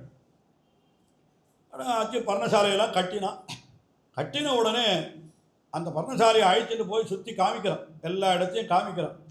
இளைய பெருமான் காமிச்சா ரொம்ப சந்தோஷப்படுறார் ராமபிரான். அவனை பார்த்து அப்படியே அணைத்து கொள்ளுகிறார். பாவஜ்ஞேன கிருதஜ்ஞேன தர்மஜ்ஞேன ச லக்ஷ்மணா त्वया पुत्रेण धर्मात्मा न संवृत्तः पिताममा. பாவஜ்ஞேன கிருதஜ்ஞேன, வா எனக்கு என்ன வேணும்ன்றதை நீயா தெரிந்து கொண்டு இவ்வளவு அழகாக பர்ணசாலை அமைத்திருக்கிறாயே. துவயா புத்திரேன தர்மம், உன்னை புத்திரனாக படைத்தபடியினாலே இன்னும் தசரதர் போகலை. நசம்பிருத்தா பிதாமமா, தசரதர் உன்னுடைய வடிவிலே இன்னும் உயிரோடு இருக்கார். அப்படின்னா என்ன அர்த்தம், உயிரோடு இருக்கிற காலத்தில் தசரதர் எல்லாவற்றையும் எனக்கு பார்த்து பார்த்து பண்ணிட்டு இருந்தார். அவர் போன பிற்பாடு அதே மாதிரி எனக்கு பார்த்து பார்த்து பண்ணுறதுக்கு மனுஷால் இல்லையேன்னு அவர் விசாரப்பட வேண்டாதபடிக்கு அவர் உன்னை வைத்து விட்டு போயிருக்கார்னு சொல்கிறார். அதாவது பெரிய தர்மாத்மாக்கள் தாங்கள் இருக்கிற காலங்களில் தர்மம் பண்ணுவார், தாங்கள் போன பிற்பாடு அந்த தர்மம் நடக்கணுன்றதுக்காக சில என்ன பண்ணுற அறக்கட்டளைன்னு வைக்கிறாள், ட்ரஸ்ட் வைக்கிறார். ட்ரஸ்ட்டுன்னா என்ன, நம்பிக்கை இல்லையா, பின்னால் இருக்கிறவா நடத்துவார்ன்ற நம்பிக்கை. அதனால தான் அதுக்கு ட்ரஸ்ட்டு. அத்தை எல்லாரும் சாப்பிட்றான்னா அதுக்கு என்ன பண்ணுறது, அவள் நம்பிக்கை ஊடா போச்சுன்னு அர்த்தம். என்ன, பின்னால் இருக்கிறவா இதை நன்னா நடத்துவான்னு நம்பி கொஞ்சம் பணம் வச்சுட்டு போகிறோம். அதனால தான் அதுக்கு ட்ரஸ்ட்டுன்னே பேர் வச்சுட்டான் இல்லையா, அறக்கட்டளை. பின்னால் தான் போன பிற்பாடும் இது நடக்கணுன்றதுக்காக வைக்கிற மாதிரி தசரதன் தான் போன பிற்பாடும் எனக்கு நன்மை செய்யணும்னு உன்னை வச்சுட்டு போயிருக்காண்டா அப்படின்னு அவனை ஆற தழுவி கொண்டாடி கடைசியில் என்ன சொல்கிறான், தொயா புத்திரேன தர்மாத்மா நசம்பிருத்தா பிதாமமா அப்படின்னு சொல்கிற பொழுது என்ன சொன்னான் தெரியுமா, உன்னை பிள்ளையாக பெற்றபடியினாலே நீ இருக்கிறபடியினாலே என்னுடைய தகப்பனார் இன்னும் இறக்கவில்லைன்னு சொன்னான். அதான் வார்த்தை, அவன் சொன்ன வார்த்தை. அங்கே சொல்கிற பொழுது ரொம்ப ரசமாக வியாக்கியானத்தில் காட்டினான். பாருங்க, பிதா மமன்னு சொல்கிறானே, நமக்கு பிதா இன்னும் மறிக்கவில்லைன்னு இளைய பெருமாள், அவனுக்கு அவர் தானே பிதா அப்படின்னா உடனே சொன்னான், பிதாவை இழந்து நீரேயாகாதே என்கிறான். உனக்கு தாண்டா அப்பா இல்லாத போயிட்டார், எனக்கு அப்பா இருக்காருன்னு சொன்னான். இளைய பெருமாளை பார்த்து என்ன சொன்னான் ராமன், உனக்குத்தான் தகப்பனார் இல்லாத போயிட்டார், பாவம் எனக்கு அப்படி இல்லை, எனக்கு தகப்பனார் இருக்கார், ஆறுன்னு நீ தான் அப்படின்னு சொன்னான். அந்த அளவுக்கு இளைய பெருமாளை கொண்டாடினான் என்று இதெல்லாம் இன்னும் விசேஷமாக சொல்லப்படுற இதெல்லாம் ஆயிடுத்து. அதுக்கப்புறம் அந்த சமயத்தில் அப்படியே உட்காந்து பேஷண்ட் இருக்கிற பொழுது திடீர்னு சூர்பனக்கை வந்தாள். அவள் அடுத்த கதைக்கு போடுவோம். இது சூர்பனக்கை எப்போ வந்திருப்பாள்னா, இதுக்கப்புறம் ஒரு 2 வருஷம், அங்கே 10 வருஷம் ஆச்சுன்னு சொன்னார். நடுவில் ஒரு 1 வருஷம் 2 வருஷம் கழிந்திருக்கலாம். இது 13வது வருஷத்தினுடைய ஆரம்பத்தில் நடந்த நிகழ்ச்சியாக நாம் நினைக்கணும். இந்த காலத்தையெல்லாம் அப்படி ஒன்றும் அவர் காலமாக எடுத்து வால்மீகி காட்டுறதில்லை, நாமளே புரிஞ்சிக்க வேண்டியது தான். அவர் ததாசீனஸ்ய ராமஸ்ய கதா சம்சக்தசேதசா தம் தேசம் ராட்சசி காச்சித் ஆஜகாம எதிர்ச்சையா. அவர் ராட்சசி வந்தால் எதிர்ச்சையான்ற, எதிர்ச்சையான்னு தற்செயலாக வந்தாங்க, எதிர்ச்சான்னாக்கா என்ன அர்த்தம், தற்செயலாக அப்படி திடீர்னு ஒரு ராட்சசி வந்தாள் அந்த இடத்துல அப்படின்னு. அந்த ஒரு விஷயத்தில் வால்மீகிக்கும் கம்பருக்கும் கொஞ்சம் வித்தியாசம் இருக்குது. இந்த மாதிரி நிறைய இடங்களில் வித்தியாசம் இருக்குது. அதாவது வால்மீகி அந்த ராட்சசி என்கிறவள் தன்னுடைய ரூபத்தோடையே வந்தாள்னு சொல்லணும். அவள் எப்படி கோர ரூபமாக இருந்தாலும் அப்படியே தான் வந்தாள்னு சொல்கிறார். ஆனால் அவளெல்லாம் இஷ்டப்பட்டபடி வடிவை எடுத்து கொள்ளக்கூடியவர்கள். ஆகையினாலே கம்பர் என்ன சொல்கிறாருன்னா ரொம்ப அழகான வடிவோடு வந்தாள்னு சொல்கிறார். தன்னுடைய உருவத்தை ஒரு அழகிய பெண்ணாக மாற்றிக்கொண்டு வந்தாள் அப்படின்னு சொல்கிறார். அதுக்கு என்ன காரணம் அப்படின்னா, அவ்வளவு அழகோடு வந்த பொழுதும் கூட ராமபிரான் அவளிடத்துல மனத்தை வைக்கலன்னு அவனுக்கு நிரூபிக்கணும்னு அவருக்கு அந்த அபிப்பிராயம் இல்லையா. அவள் என்னை கல்யாணம் பண்ணிக்கொள்ளுன்னு கேட்ட பொழுது ஒரு வேண்டான்னு சொல்கிறாரோ இல்லையோ, அது அந்த மாதிரி சொல்லணும். அது தவிர இன்னொன்று பார்த்தா, ஆழ்வார்களுடைய பாசுரங்களில் கூட சூர்பனகையை வர்ணிக்கிற பொழுது கொஞ்சம் அவளுக்கு அழகெல்லாம் சொல்லி வச்சிருக்கேன். என்ன கலைவனுக்கு நோக்கரக்கி மூக்கை நீக்கின்னு ஒரு குலசேகர ஆழ்வார் கலைவனுக்கு நோக்கரக்கின்றார். கலைவனுக்கு நோக்கரக்கின்னா மான் போன்ற கண்ணை உடையவள் அப்படின்னு எல்லாம் சொல்கிறார். இந்த மாதிரி இன்னும் 2-3 இடத்துல பார்த்தீங்கன்னா சூர்பனகையை வர்ணிக்கிற பொழுது கொஞ்சம் அழகு சொல்லி வர்ணிச்சிருக்கார்கள் ஆழ்வார்கள். அதை பிடிச்சுட்டார் கம்பர். என்ன பண்ணிட்டார்னா, சூர்பனகை அவ்வளவு அழகான பெண்ணாக வந்தாள். அதை நடை நடக்கிற பொழுது அவள் எவ்வளவு அழகாக இருந்தாள்ன்றத அந்த ஒரு பாட்டில் அந்த நடையை காட்டுவது. அதான் கம்பருடைய சாமர்த்தியம். பஞ்சி ஒளிர் விஞ்சு குளிர் பல்லவம் அனுங்க செஞ்சவிய கஞ்சனிகர் சீரடிகளாகி அஞ்சொலிட மஞ்சயன அன்னமெனமின்னம் வஞ்சியன நஞ்சமென வஞ்ச மகள் வந்தாள். கம்பருடைய பாட்டு பாருங்கள். அஞ்சொலிட மங்கை அஞ்சொலிட மஞ்சயன அன்னமெனமின்னம் வஞ்சியன நஞ்சமென வஞ்ச மகள் வந்தாள். அந்த நடையழக வர்ணிக்கிறார்கள். அதை பாட்டிலேயே காட்டுறார்கள். ரொம்ப அழகா ரூபத்தோடு வந்தாளாம். வந்துட்டு ராமபிரானை பார்த்த உடனே கேட்கிறான், நீ யார், எங்கேருந்து வந்த அப்படின்னு கேட்கிற. யார் நீ? உன்னை பார்த்தா ராஜலட்சணமாக இருக்கு, ஆனால் நீயோ முனிவேஷம் போட்டுட்டு இருக்க, என்ன விஷயம் அப்படின்னு கேட்கிறான். இப்போ யாராவது ஒருத்தர் தெருவில் போயிட்டு இருக்க, நீ யார் அப்படின்னு நம்மளை கேட்டான்னு வச்சுக்கோ. முதல்ல நீ யார் நம்ம கேட்போம். என்ன ஏது கேட்குற, நீ யார் முதல்ல சொல்லு. ஒன்றும் இல்லை, ஃபோனில் யாராவது ஒருத்தர் பேசிட்டாலும் அவ்வளோதான். நீங்கள் யார் சார் பேசுறதுன்னு ஒருத்தர் ஃபோனில் நம்மளை கேட்கட்டுமே, உடனே நீ தானே பண்ண, நீ தான் சொல்லணும், நீ யார் முதல்ல சொல்லு. கேட்போமா மாட்டோமா, நமக்கு சுபாவம் அப்படித்தான். ஆனால் ராமபிரானுக்கு ஒன்றுமே தெரியாதான் பாவம். என்ன சொல்கிற, சூர்பனகை யாரோ தெருவில் போகிறவள், வால்மீகி அவளை ராட்சசின்னு சொல்கிறார், இவன் கொஞ்சம் அழகாக இருக்கான்னு சொல்கிறார். யார் சொன்னாலும் என்ன கேட்குறான்னா, நீ யாருன்னு கேட்ட உடனே என்ன பண்ணா, ரிஜு புத்திதயா சர்வம் ஆக்கியாத்தும் உபசக்கிரமேன்ற. ரிஜு புத்தி, ராமனுக்கு நேர்மையே வடிவெடுத்தோம். அவனுக்கு ஒன்றுமே தெரியாது பாவம். ரொம்ப யார் எது காட்டாலும் கோணவா வார்த்தை சொல்லவே தெரியாதவன். உடனே என்ன பண்ணிட்டான், ஆசித் தசரதோ நாம ராஜா. சூர்பனகை இடத்துல ஒரு ராமாயணம் சொல்ல ஆரம்பிச்சுட்டான். ஆசித் தசரதோ நாம ராஜா ரத குஞ்சர வாஜிமா. பெரிய சக்கரவர்த்தி தசரதர்னு ஒருத்தர், அவருக்கு ரொம்ப நாள் குழந்தையே இல்லாத இருக்குது. அப்புறம் புத்திரகாமேஷ்டியாகம் பண்ணினார், 4 குழந்தை பிறந்தது, அதில் நான் மூத்தவன். என்ன மொத்த கதையும் அவள் இடத்துல சூர்பனகை இடத்துல இவன் எடுத்து சொன்னான். என்ன சொல்றார், அது ஏவமுக்தஸ்துராட்சஸ்யா சூர்பணக்கியா பரந்தபா ருஜுபுத்திதயா ராம. ருஜுபுத்தின்ற, ருஜுபுத்தின்னா நேர்மையே வடிவெடுத்தவன். இந்த சப்பமுடையாயின்னு ஒரு ஆண்டாள். இந்த சப்பம் என்கிற குணம் இதுதான், செம்மை, நேர்மை, ஒன்றும் வேறு தெரியாது. எல்லாம் ஆக்கியாத்தும் உபசக்கிரமே, எல்லாவற்றையும் சொல்ல ஆரம்பித்தான். சொல்ல ஆரம்பித்த உடனே அப்புறம் நடந்த நிகழ்ச்சிகள்லாம் எல்லாருக்கும் தெரியும். உடனே இவள் என்ன சொன்னான், அப்பா உன்னை நான் கல்யாணம் பண்ணிக்கணும்னு ஆசைப்படுறேன் அப்படின்னா. எங்கேயுமே ராமபிரான் சாதாரணமாக கொஞ்சம் அதிக பிரசித்தரமான வார்த்தை, வீண் வார்த்தைகள் இதெல்லாம் பண்ணினதே கிடையாது. ஆனால் இங்கே என்ன ஆயிடுதுன்னா, என்னமோ தோணித்தவனுக்கு. உடனே என்ன பண்ணிட்டான் தெரியுமா, இல்லை சூர்பனகையை பார்த்து, ஐயோ நான் தெரியலையே, முன்னாடியே கல்யாணம் பண்ணின்னு வந்துட்டேனே, இதை என்னோட பக்கத்தில் பிராட்டி இருக்கா, அப்படி இருக்கிற பொழுது ஒன்றை நான் எப்படி கல்யாணம் பண்ணிக்க முடியும், அதெல்லாம் கல்யாணம் பண்ணிட்டாக்கா ரொம்ப கஷ்டமாக போயிடும். அதனால் நான் என்ன சொல்கிறேன்னா, என் தம்பி இருக்கான் பாரு, அவன் தான் இப்போ தனியாக இருக்கான், நீ வேணா அவனை கேட்டு பாரு. இது என்னதுக்கு வேணா, இது மாதிரி ஒரு வார்த்தை சொன்ன. உடனே தம்பியை போய் கேட்கிறாங்க. இது ஒரு ஹாஸ்ய ரசம் இந்த இடத்துல. உடனே தம்பியை போய் கேட்குறான். அவன் தம்பி என்ன பண்ணுறான், ஐயோ நானே அவனுக்கு அடிமையாக இருக்கேன், ராமபிரானுக்கு கூட தொண்டு பண்ணிட்டு இருக்கேன், இப்போ நீ என்ன கல்யாணம் பண்ணிட்டா எனக்கும் பண்ணணும், ராமனுக்கும் பண்ணணும், சீதைக்கும் பண்ணணும், 3 பேருக்கு நீ வேலை பண்ணணும். அதனால் நான் என்ன சொல்கிறேன்னா, நீ பேசாத தமிழ்நாரியே போய் கேளு, நான் உனக்கே 2ஆம் தரமாக இருக்கேன்னு கேளு அப்படின்னு இவன் அவளுண்டு ஆரம்பிக்கும். இப்படி 2 மாற்றி மாற்றி சொன்ன உடனே அவளுக்கு கோபம் வந்துடும். இவள் இருக்கிறபடினால தானே நீ என்னை கல்யாணம் பண்ணிக்க மாட்டேன்ற. சீத்தை அவள் பார், அவள் என்ன அழகாவாக இருக்கா, எப்படி ஒட்டி இது போனால் அவளுடைய வயிறு, இவ்வளவு சின்ன கை, அவளுக்கு இடுப்பே காணும், என்னை பாரு எவ்வளோ பெரிய இடுப்பு எனக்கு, சொல்கிறாளா? இதெல்லாம் நான் ஹாஸ்யா அந்த இடத்துல சொல்கிறேன். எனக்கு எவ்வளோ பெரிய கை பாரு, எவ்வளோ பெரிய பல்லு பாரு. இந்த மாதிரி அவளுக்கு பல்லே காணும் சீதைக்கு. சின்ன பல்லழகின்னா எவ்வளோ சின்ன இருக்கணும், எனக்கு எவ்வளோ நிலமாக இருக்குது பாரு பல்லு.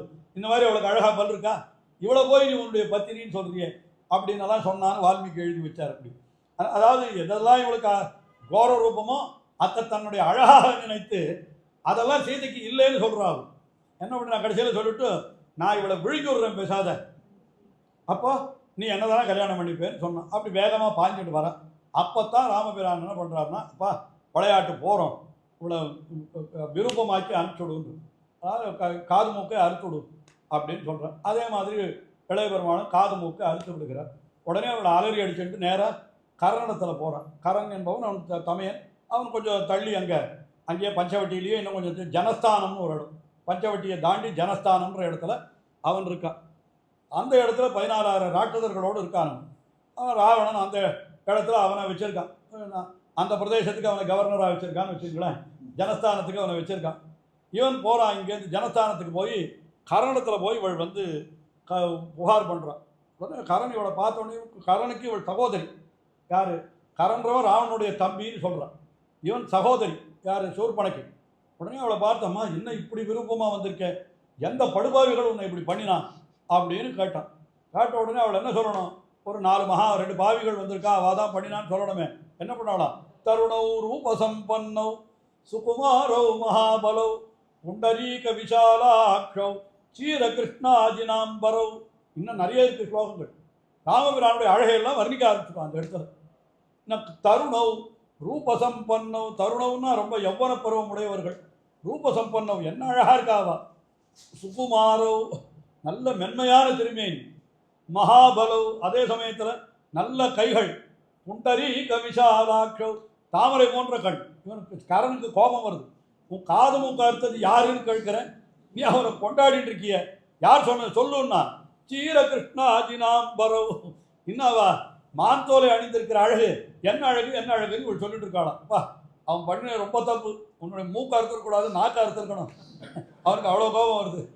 நம்முடைய விரோதியை நீ இப்படி கொண்டாடலாமோ அப்படின்னா என்ன பண்ணுறது? விரோதியாக இருந்தாலும் உள்ளது உள்ளபடி சொல்ல வேண்டும் இதேன்னு வியாக்கியானம் பண்ணுறது. என்ன பண்ணுறது? வெய்யற வாயால் கூட அவன் அழகில்லைன்னு வைய முடியாது, அழகாக இருக்காங்க. நம்ம என்ன பண்ணுறது? சொல்கிறார், பால் பிடிக்காது என்பாரும் பால் கசக்கம் என்ன ஒண்ணாதிரேன்றார். எனக்கு பால் பிடிக்காதுன்னு வந்து சொல்கிறான். பால் ரொம்ப கசக்கம்னு சொல்ல முடியுமா? பால் இனிமையானது தான், ஆனால் எனக்கு பிடிக்காது. சில பேர் இனிப்பே எனக்கு பிடிக்காதுன்னு சொல்கிறார். இனிப்பே பிடிக்காதுன்னு சொல்கிறதுனால இவாளுக்கு பிடிக்காதுன்னு அர்த்தமே தவிர அது இனிப்பு இல்லைன்னு ஆகிடுமான்னா இனிப்பு தான்.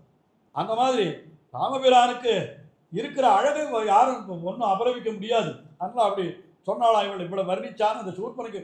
உண்மையாக வால்மீகி ராமாயணத்தில் பார்த்தீர்களானால் இந்த மாதிரியானவர்களுடைய ஸ்தோத்திரம் ரொம்ப அழகாக இருக்கும். இதே போல் தாரையினுடைய ஸ்தோத்திரம், மண்டோதரியினுடைய ஸ்தோத்திரம் எல்லாரும் இவனை சேராதவர்கள், எதிரடியில் இருக்க வேண்டியவர்கள், அவர்களெல்லாம் கொண்டாடுகிறார்கள் ராமபிரானை. அது சொல்கிறார் பாருங்க கம்பர். அது அப்படியே வந்தனை முனித்தலைவர் வால் உடையார் வானத்து இந்துவின் முகத்தார் எரிநீல் எழு நாள கந்தமலரை பொருவு கண்ணர் கழல் கையர் அந்தமில் தவத் தொழிலர் ஆரவரை ஒப்பார். யார் அவருக்கு சமம்? வெய்ய வந்த வாயால் அப்படியெல்லாம் கொண்டாடினான். உடனே சரி, அதுக்கப்புறம் பெரிய யுத்தங்கள் எல்லாம் நடந்தது. யுத்தம் கனச்சானத்தில் கரண் என்ன பண்ணினா, இவனை வதம் பண்ணணும்னு ராமபிரானை அழிக்கணும். முதல்ல திரிசரஸ் என்பவனை அழித்தான். அது நடுவில் சொன்னேனே, சீத்தையை கொண்டு போய் வெகு தூரத்தில் வைத்து விட்டு ராமன் ஒருத்தனே தனியாக யுத்தம் பண்ணுறான். அந்த இடத்துல திரிசரசன் ஒருத்த வந்தான், அவனை வதம் பண்ணினான். அதற்கு பிறகு இன்னும் வந்தவாள்லாம் இருக்கா. தூஷணன் வந்தான், அதுக்கப்புறம் கரண் வந்தான். எல்லாரையும் ராமபிரான் வதம் பண்ணி விட்டான். சொல்கிறார் அந்த இடத்துல ஒரு முகூர்த்த காலத்தில் 14,000 ராட்சசர்களை வதம் பண்ணிட்டானா ராமபிரான். அந்த ஒரு இடத்துல சொல்கிறார், என்ன சொல்கிறாருன்னா, ராமபிரானுடைய வில்லில் கோதண்டம்ன்றது பேர். அந்த வில்லில் ஒரு மணி கட்டியிருக்குமா. அந்த மணி அம்பு எய்கிற போலாம் டங்கு டங்குன்னு அடிச்சுக்க போயிடு. அந்த மணி இப்படி அடிக்கும். ஒரு பக்கம் அடித்து கொள்ளுகிற பொழுது ஒரு தலை கீழே விழுமா ராட்சசர்களுடைய தலை, இன்னொரு பக்கம் அடிக்கிற பொழுது இன்னொரு தலை கீழே விழுமா. அந்த மாதிரி ஒரு முகூர்த்த காலம் ராமனுடைய வில்லில் இருந்த மணி கணக்கணன்னு அடிச்சுட்டே இருந்ததுன்றார். அவ்வளோதான். அப்படின்னா பாருங்கள் எத்தனை பேரை எவ்வளவு வதம் பண்ணியிருக்கிறான் அப்படின்னு ரொம்ப ஆச்சரியமாக அந்த வீரத்தை எல்லாம் கொண்டாடுறா. அதெல்லாம் இவர் கூட வேதாந்த தேசிகன் கூட அதை பற்றி ரகுவீர கத்தியத்தில் ரொம்ப கொண்டாடி சொல்கிறார். அதெல்லாம் ஆயிடுத்து. சரி, அதில் என்ன ஆயிடுத்து தெரியுமோ, 14,000 ராட்சசர்கள், அதில் ஒரே ஒரு ராட்சசன் மட்டும் தப்பிச்சுட்டான். 13,999 பேர் வதம் பண்ணிட்டான். மொத்தம் குத்தீரம் கொலையரமாக தப்பிச்சுட்டான். நேரம் முதல்ல இதுக்கு நடுவில் என்ன ஆச்சுன்னா, இவெல்லாம் போன உடனே சூர்பனக்க போகிறான், ராவணன் இடத்துல போகிறான். அவளை என்ன பண்ணினா, ராவணனை பார்த்து இந்த மாதிரி என்ன விரூபமாக்கிட்டான். அவன் முதல்ல அதை பற்றி ஒன்றும் பெருசாக நினைக்கல. நீ எங்கேயான போய் ஏதாவது வம்பெழுத்திருப்ப அப்படின்னு ஒரு மாதிரி இதுவாக இருந்துட்டான். உடனே அவள் என்ன பண்ணினாள், சீதையை பற்றி அவனுக்கு சொல்கிறா. என்ன அழகாக இருக்கா அந்த பெண்ணு, நியாயமாக பார்த்தா நீ வாழ்ந்தால் அவளோடு வாழ், சீதையோடு இருக்கணும்னு இவளுக்கு அந்த காமத்தை தூண்டி விடுகிறாள் முதல்ல சூர்பனக்கு. இதை கேட்ட உடனே இவனுக்கும் ஆசை வந்துடுது. சரின்னு சொல்லிட்டு நேராக போய் யாரை போய் பார்க்கலான்னு சொல்லிட்டு மாரீச்சன், அவன் இன்னொரு தீவில் இருக்கான். இங்கேருந்து புஷ்பக விமானத்தை எடுத்துகிட்டு மாரீச்சன் இருக்கிற இடத்துக்கு போகிறான். மாரீச்சன் இருக்கிற இடத்துக்கு போனால், மாரீச்சன் என்கிறவன் அவன் கொஞ்சம் தர்மம் தெரிஞ்சவன். ரொம்ப ஆச்சரியம், ராட்சசந்தான் ஆனால் கொஞ்சம் தர்மம் தெரிஞ்சவன். இப்போ விபீஷணன் இல்லையா, விபீஷணன் அளவுக்கு இல்லை, அது வேறு விஷயம். ஆனால் இவன் கொஞ்சம். உடனே மாரீச்சன் என்ன சொல்கிறான், இந்த மாதிரி 2 பேர் ராமன் லக்ஷ்மணன் பேரான், என்னை வந்து இந்த மாதிரி பண்ணினான் அப்படின்னு சொன்னான். எனக்கு அந்த சீதையை நான் அபகரித்து கொண்டு வரணும், நீ ஏதாவது உபகாரம் பண்ணு. மாரீச்சன் சொன்னான், ஏண்டாப்பா உன்னை யாருக்கு எடுத்தா, கொஞ்ச நாள் சௌக்கியமாக ராஜ்யத்தை ஆளணுன்ற எண்ணம் உனக்கு இல்லையா, போ பொண்டாட்டி பிள்ளைகளோடு இருக்கிறத வச்சுட்டு சௌக்கியமாக இரு, மண்டோதரியுடைய அழகுக்கு என்ன குறைச்சல், போ ராஜ்யத்துக்கு திரும்பி. நீ ராவனை பற்றி நினைக்கவே நினைக்காது. அப்பிரமேயம் ஹி தத்தேஜா எஸ்யசா ஜனகாத்மஜான்னு சொல்கிறான். அப்பிரமேயம் ஹி தத்தேஜா எஸ்ய நத்வம் என்ன சொல்கிறான், சமர்த்தஸ்தாம் ஹந்தும் ராமபாதாசிரியம் பனே. ராமனை கொல்றதுக்கு உன்னால் முடியவே முடியாது. அன்றைய தினம் விஸ்வாமித்திரருடைய யாகத்தில் அவன் அடித்த அடி இன்றைக்கே எனக்கு ஞாபகம் இருக்குது. அவனுடைய பானம் எவ்வளவு வலியது என்று எனக்கு ஞாபகம் இருக்குது. என்ன சொல்ற, ஜீவிதஞ்ச சுகஞ்சைவ ராஜ்யஞ்சைவ சுதுர்லபம் எதீச்சசி சிரம் போக்தும் மா கிருதா ராம விப்ரியம். இன்னும் கொஞ்ச நாள் உச்சிரோடு இருக்கணும்னு ஆசை இருந்தால் ராமனுக்கு விரோதமாக எந்த காரியத்தையும் பண்ணாது. அவன் ரொம்ப பெரிய வீரன், அவன் வம்புக்கு மாத்திரம் நீ போகவே போகாது. நீ அவன் வம்புக்கு போகாத வரைக்கும் உனக்கு க்ஷேமம்னு சொல்கிறான். இப்படித்தான் சொல்கிறான். இன்னும் நிறைய சொல்கிறான். விருட்சே விருட்சே தபஸ்யாமி சீரகிருஷ்ண ஆஜினாம்பரம். எனக்கு மரத்தை பார்த்தா கூட ராமனை பார்க்குற மாதிரி இருக்குது. ரகாராதீனி நாமானி, ராமரை எழுத்த காட்டாலே எனக்கு பயம். யார், மாரீச்சன். நான் ராமஸ்திரஸ்தஸ்ய ராவண ரத்னானி ரதாச்சைவ திராசன் சஞ்சயதி மே. எனக்கு ராமரை எழுத்து காட்டாலே ரத்னம்னு யாராவது சொன்னால் கூட எனக்கு பயமாக இருக்குது. ராஜ்யம்னு சொன்னால் பயமாக இருக்குது, ரதம்னு சொன்னால் பயமாக இருக்குது. ஏன்னா அந்த அளவுக்கு ராமன் பெருவீரன். அதனால் நீ ரொம்பவே வச்சுக்காத போடு அப்படின்னு சொல்கிறான். சரி, உடனே ராவணன் திரும்பி போயிடும், தன்னுடைய லங்கைக்கே திரும்பி போயிடும். லங்கைக்கு திரும்பி போன பிற்பாடு மறுபடியும் அகம்பனன்னு ஒருத்தவன், அதான் ஒருத்தன் தப்பிச்சான்னு சொன்னேன், அவன் வந்து மறுபடியும் ராவணன் இடத்துல சீதையை பற்றி சொல்கிறான். ரொம்ப அழகாக இருப்பவள் அப்படின்னு எல்லாம் சொல்கிறான். இவனுக்கு இன்னும் திருப்பி ஆசை ஜாஸ்தியாகும். மறுபடியும் மாரீச்சன் இடத்துல வரான். 2வது தடவை வரான். மாரீச்சன் இடத்துல வந்து, அப்பா இந்த வாட்டியாவது நீ வான். மறுபடியும் அவனுக்கு நிறைய உபதேசத்தை பண்ணுறான் மாரீச்சன். எத்த சொன்னாலும் இப்பொழுது ராவணன் அதெல்லாம் கேட்கறதாவே இல்லை. நீ வரியா வரலையான்னு கேட்குறான். ராமன் ரொம்ப புண்ணியாத்மாப்பா, அவன் பரமாத்மானே ஓரளவுக்கு தெரிஞ்சுட்டு இருக்கான் யார், மாரீச்சன். அதனால் அவன் வம்புக்கு நீ போகாதேன்னு சொல்கிறான். அப்போ என்ன பண்ணுறான் ராவணன், நச்சேத்கரோஷி மாரீச்ச அன்மித்வாம் அகம் அத்யைவா ஏதத்காரியம் அவசியம் மே பலாதபி கரிஷ்யசி. நீ நான் சொன்னதை கேட்கலன்னா உன்னை இங்கேயே வெட்டி போட்டு விடுவேன். யார், ராவணன். மாரீச்சனை சொல்கிறான். மாரீச்சன் என்கிறவன் ராவணனுக்கு மாமா வாகனம், தாயாரோடு உடன் பிறந்தவன். நான் சொன்னதை நீ கேட்கலன்னா உன்னையே இங்கே வெட்டிடுவேன், நீ போறியா இல்லையா அப்படின்னு சொல்கிறான். மறுத்தனை என பெரினும் நின்னை வடிவாளால் ஒருத்து மனமுற்றது முடிப்பேன் ஒழிகல்லேன் வெறுப்பன கிளத்தல் ஊறும் இத்தொழிலை விட்டு என் குறிப்பின் வழி நின்று உயிர் கொண்டு உழலின் என்றான். நான் சொல்கிறத நீ கேட்டியானா உனக்கு உயிர் பழிக்கும், இல்லைன்னா இங்கேயே வெட்டிடுவேன், என்ன பண்ணுறேன்னு கேட்கலாம் மாரீச்சன். சரி, என்ன பண்ணுறது, இதுக்கு மேலே என்ன பண்ணுறது அப்படின்னு சொல்லிட்டு மாரீச்சன் நான் வரேன்னு சொல்கிறான். அப்புறம் சொல்லிட்டான், சரி வணக்கம், சீக்கிரம் முடிவு வந்துடுத்தோன்னு நினைக்கிறேன், பார்த்துக்கோ அப்படின்னு சொல்லிட்டு இவன் சொன்னபடியே போகிறான். போய் கடைசியில் என்ன நடந்தது எல்லாருக்கும் சமாச்சாரம் தெரியும். அங்கே மாறிட்டு நான் அழகான மானாய் நினைக்கிறான். அந்த மானாக இருக்கிற பொழுது சீதை பிராட்டி அந்த மானை கேட்கிறான். அது ரொம்ப ஆச்சரியம். லக்ஷ்மணன் என்ன சொல்கிறார் தெரியுமோ, அண்ணா வேண்டவே வேண்டாம், இது மான் இல்லைன்னு எனக்கு தோன்றுறதுன்னு. அவன் உண்மையை உணர்ந்து சொல்கிறான் லக்ஷ்மணன். அது மான் இல்லை, என்னை பொறுத்த வரைக்கும் அது பார்த்தா ராட்சசன் தான் மான் உருக்கொண்டு வந்திருக்கான்.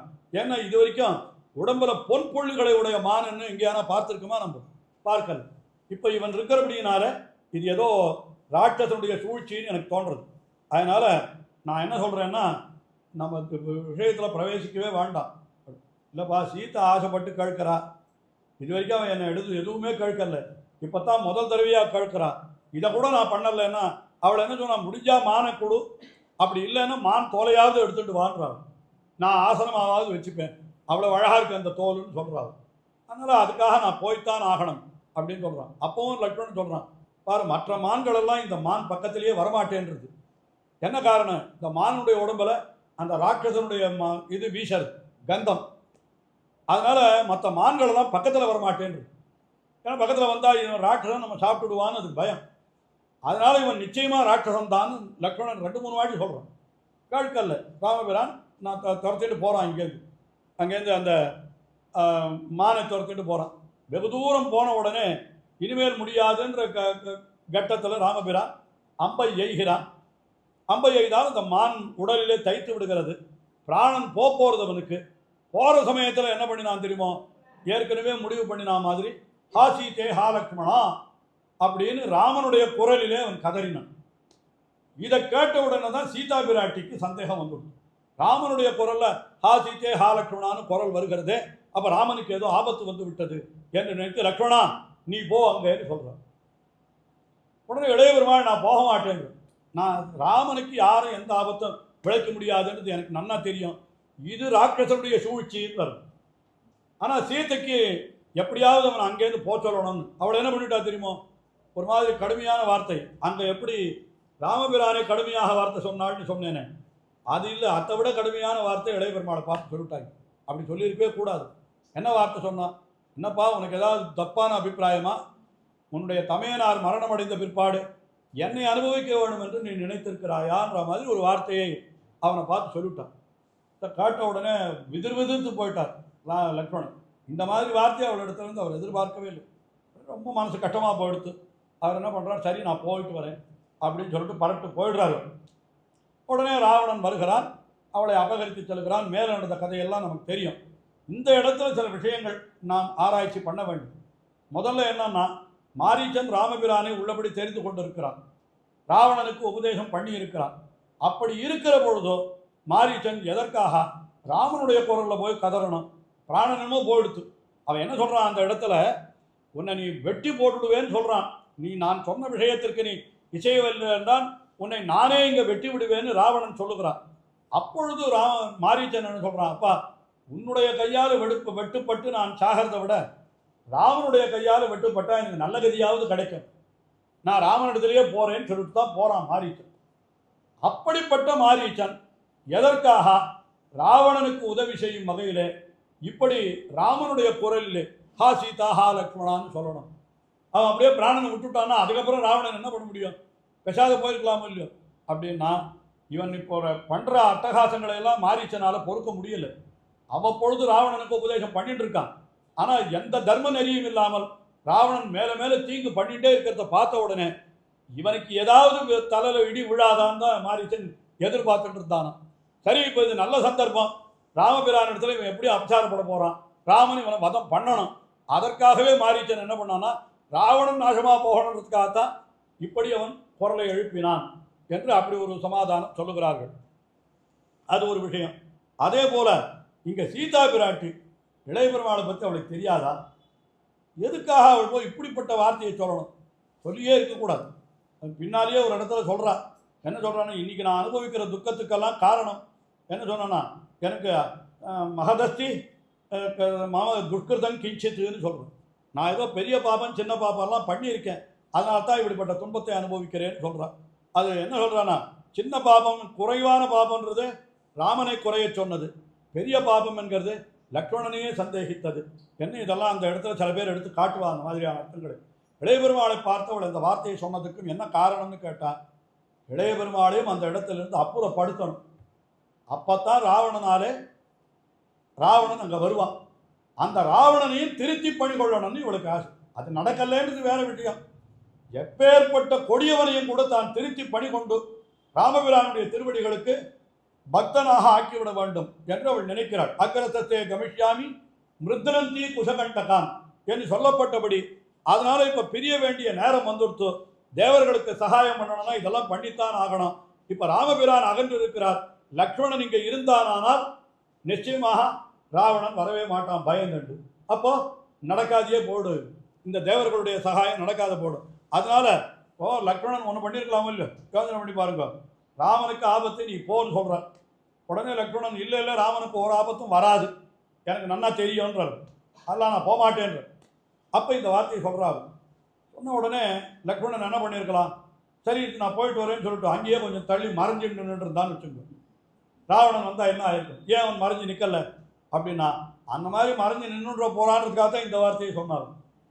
ஏன்னா மறைஞ்சு நின்றா உடனே மறுபடியும் அவள் என்ன சொல்லுவாள், உன்னுடைய அபிப்பிராயம் தான், அதனால தான் நான் சொல்லியும் கூட நீ போகிற மாதிரி இடத்துல போய் சொன்னியான்னு கேள்விப்பட இல்லையோ. அதனால ராமபிரான் என்ன லக்ஷ்மணன் என்ன பண்ணிட்டான், இந்த இடத்துல இருக்கவே கூடாதுன்னு அப்புறப்படும்படியான கடுமையான வார்த்தையை அவள் சீதா பிராட்டி சொன்னதுக்கு காரணம் என்னன்னா அந்த இடத்திலிருந்து அவன் அப்புறப்பட வேண்டும் என்பதற்காகத்தான். அப்பொழுதுதான் ராவணனுக்கு தான் உபதேசம் பண்ணி திருத்தலாம் என்று நினைத்தாலும். ஆனால் அது ராவணனுடைய பாபம் அது நடக்கவில்லை என்கிறது வேறு விஷயம். ராவணன் அபகரித்தான். அந்த சமயத்தில் தான் என்ன ஆச்சுன்னா இவர் ஜட்டாயு மகாராஜர் அவர் அந்த விஷயம் எல்லாருக்கும் தெரியும். ராவணனோடு போரிட்டார். ஆனால் போரில் அவரால் ஒன்றும் பண்ண முடியலை. ஏன்னா ராவணன் கையில் இந்திரன் கொடுத்த ஒரு ஆயுதம் சந்திரஹாசம்னு பேரான், அந்த வாளுக்கு பேர். அவ்வளவு கூறாக இருக்கும். சந்திரஹாசம்னா அர்த்தம் சந்திரன் சிரிக்கிறா போல அவ்வளவு பளபளன்னு இருக்கும். அந்த வாளை வைத்து கொண்டு ஜட்டாயு மகாராஜருடைய இறக்கைகளை எல்லாம் வெட்டி விடுகிறான். அவர் அப்படியே புற்றுயிரும் குறையுருமாக இன்னும் கொஞ்ச நாளில் பிராணம் போக போகிறது. அப்படியே விழுந்து கிடக்கிறார்.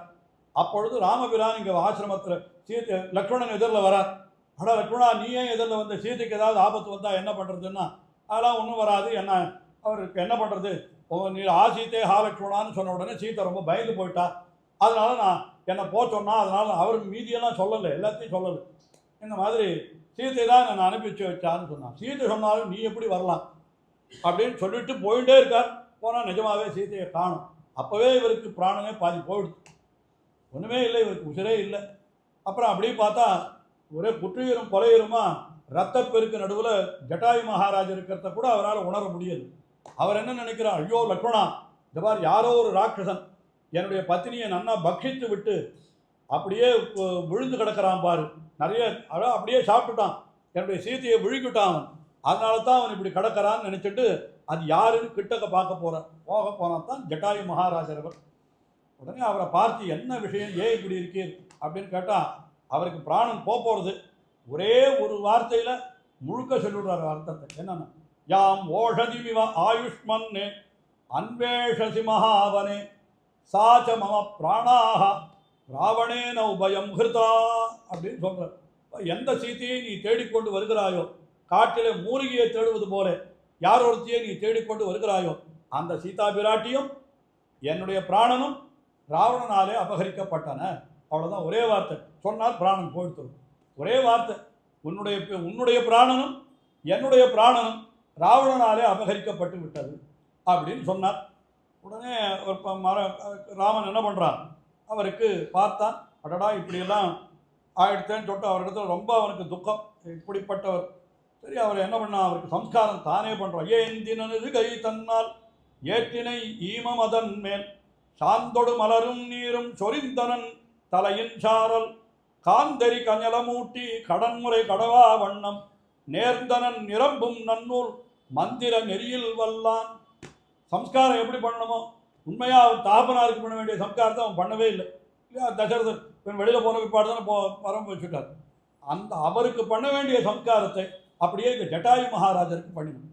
இத்தனைக்கும் இவர் ஒரு பறவை, ஆனாலும் கூட இவருக்கு போய் அந்த சம்ஸ்காரத்தை பண்ணி பித்ருமேத சம்ஸ்காரம் இவருக்கு பண்ணி மந்திரத்தை பூர்வகமாக பண்ணினான்னே கம்பர் சொல்கிறார்.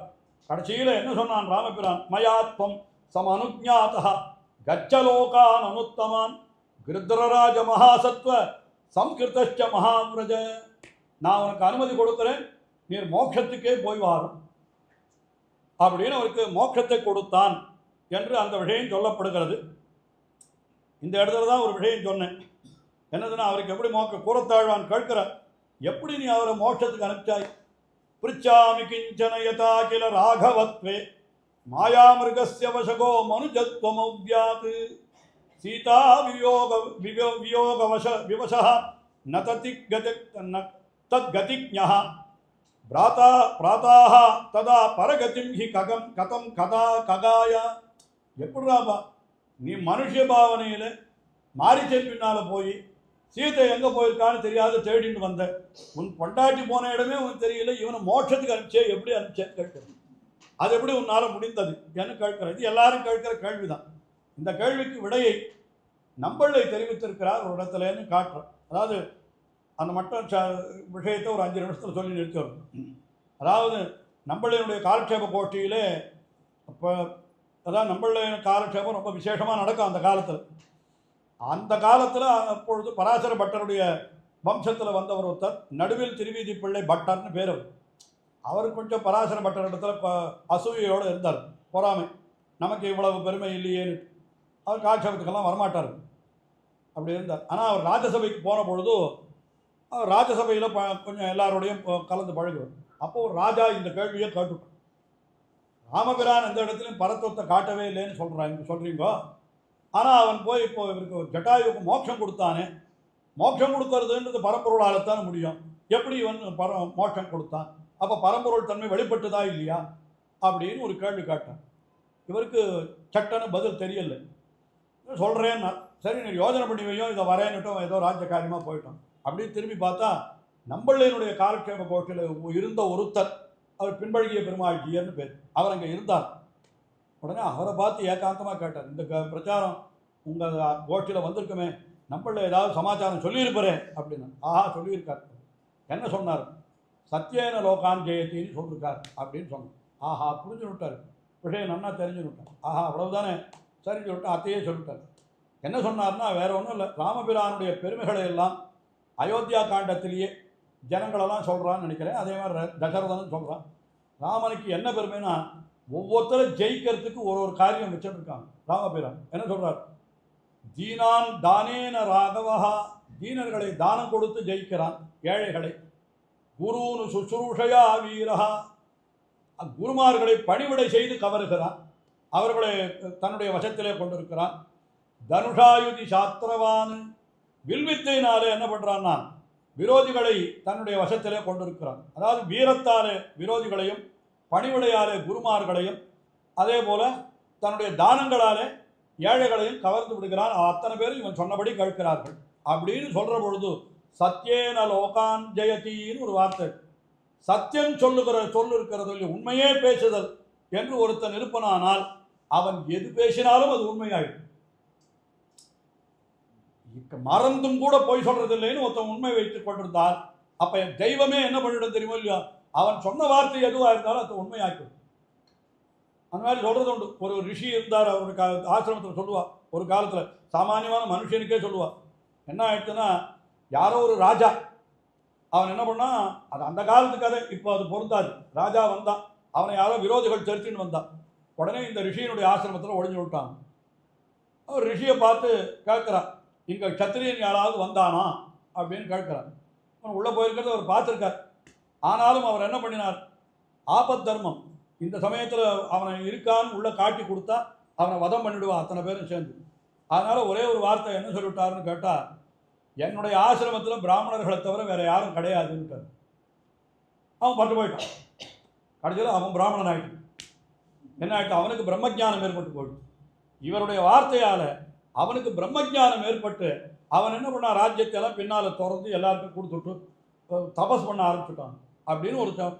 இவர் என்ன சொன்னார் வார்த்தை, என்னுடைய ஆசிரமத்தில் பிராமணர்களை தவிர யாரும் கிடையாதுன்னு சொன்னார். ஆனாலும் சத்திரியனும் பிராமணன் ஆகிட்டான்னு சொல்கிறோம். இந்த மாதிரிலாம் கதைகள் சொல்கிறோம். அந்த மாதிரி இவர் சத்தியம் சொன்னாரானால், சத்தியமே பேசுவோர் ஆகையினாலே எல்லா உலகத்தையும் தன்னுடைய வசத்திலே கொண்டிருக்கிற மனிதம் சக்தியிலேயே அப்படி பரத்தத்துவங்கிற சக்தியே வேண்டியதில்லை. மனுஷ சக்தியிலேயே கூட உண்மையே பேசுபவனுக்கு எல்லா உலகங்களும் அவனுடைய வசத்தில் இருக்கும். அப்படி பார்க்கிற பொழுதோ ராமன் உண்மையே பேசுபவன் ஆகையினாலே சத்யேன லோகான் ஜெயதி என்று இருக்கிறபடினாலே என்ன பண்ணி நான் ஜட்டாயு மகாராஜரை பார்த்து மயாத்வம் சமனுஜாதா கச்சலோகானுத்தமான் என்று போ அப்படின்னு சொல்லி அவனை அனுப்பி வைத்து விட்டான் என்று அவனுக்கு ஜட்டாயுக்கு மோட்சமே கொடுத்தான் என்று இப்படியாக அந்த வைபவமானது மிகவும் விசேஷமாக தெரிவிக்கப்பட்டிருக்கிறது. இதற்கு பிறகு மேலே நடந்த நிகழ்ச்சிகள் எல்லாருக்கும் தெரியும். இவனுக்கு அடுத்தபடியாக சுக்ரீவனை சக்கியம் கொள்ளுதல், அதற்கு பிறகு விபீஷணனை ஏற்றுக்கொள்ளுதல், ராவணனை வதம் பண்ணுதல், மறுபடியும் அயோத்திக்கு வந்து பட்டாபிஷேகம் பண்ணி கொள்ளுதல் என்று இப்படியாக சரித்திரம் நீளுகிறது. நாம் தொடர்ந்து நாளை தினம் பார்ப்போம். நாளைக்கே மத்தியானம் இதே மாதிரி மங்களம் கோசலேந்திராய மகனீய குணாப்தயே சக்கரவர்த்தி தனூஜாய சார்வபௌமாய மங்களம் வேத வேதாந்த வேத்யாய மேகஷாமள மூர்த்தயே பும்சாம் மோகன ரூபாய புண்ணியஸ்லோகாய மங்களம் விஸ்வாமித்ராந்தரங்காய மிதிலா நகரீபதே பாக்யானாம் பரிபாகாய பவ்யரூபாய மங்களம் பித்ருபக்தாய சததம் பிராத்ருபிஸ் சகசீதயா நந்திதாகில லோகாய ராமபத்ராய மங்களம் त्यक्तसाकेतवासाय चित्रकूटविहारिणे सेव्याय सर्वयमिनां धीरोधात्ताय मङ्गलं सौमित्रिनाथ जानक्या चापबाणासिधारिणे संसेव्याय सदा भक्त्या स्वामिने मम मङ्गलं दण्डकारण्यवासाय खण्डितामरशत्रवे गिर्धराजाय भक्ताय मुक्तिदायास्तु मङ्गलं सादरं सबरीदत्तपरमूलाभिलाषिणे सौलभ्यपरिपूर्णाय सत्त्वोद्रिक्ताय मङ्गलं हनुमत्समवेताय हरीशाभीष्टदायिने बालिप्रमुदनायास्तु महाधीराय मङ्गलं श्रीमते रघुवीराय हेतोल्लंघित सिंधवे जितराक्षसराजाय रणधीराय मंगलम विभीषणकृते प्रीत्या लंकाभीष्टप्रदायिने सर्वलोकशरण्याय श्रीराघवाय मंगलम आसाद्य नगरीं दिव्यामभिषिक्ताय सीतया राजाधिराजराजाय रामभद्राय मंगलम ब्रह्मादिदेव्य सेव्याय ब्रह्मण्याय महात्मने जानकी प्राणनाथाय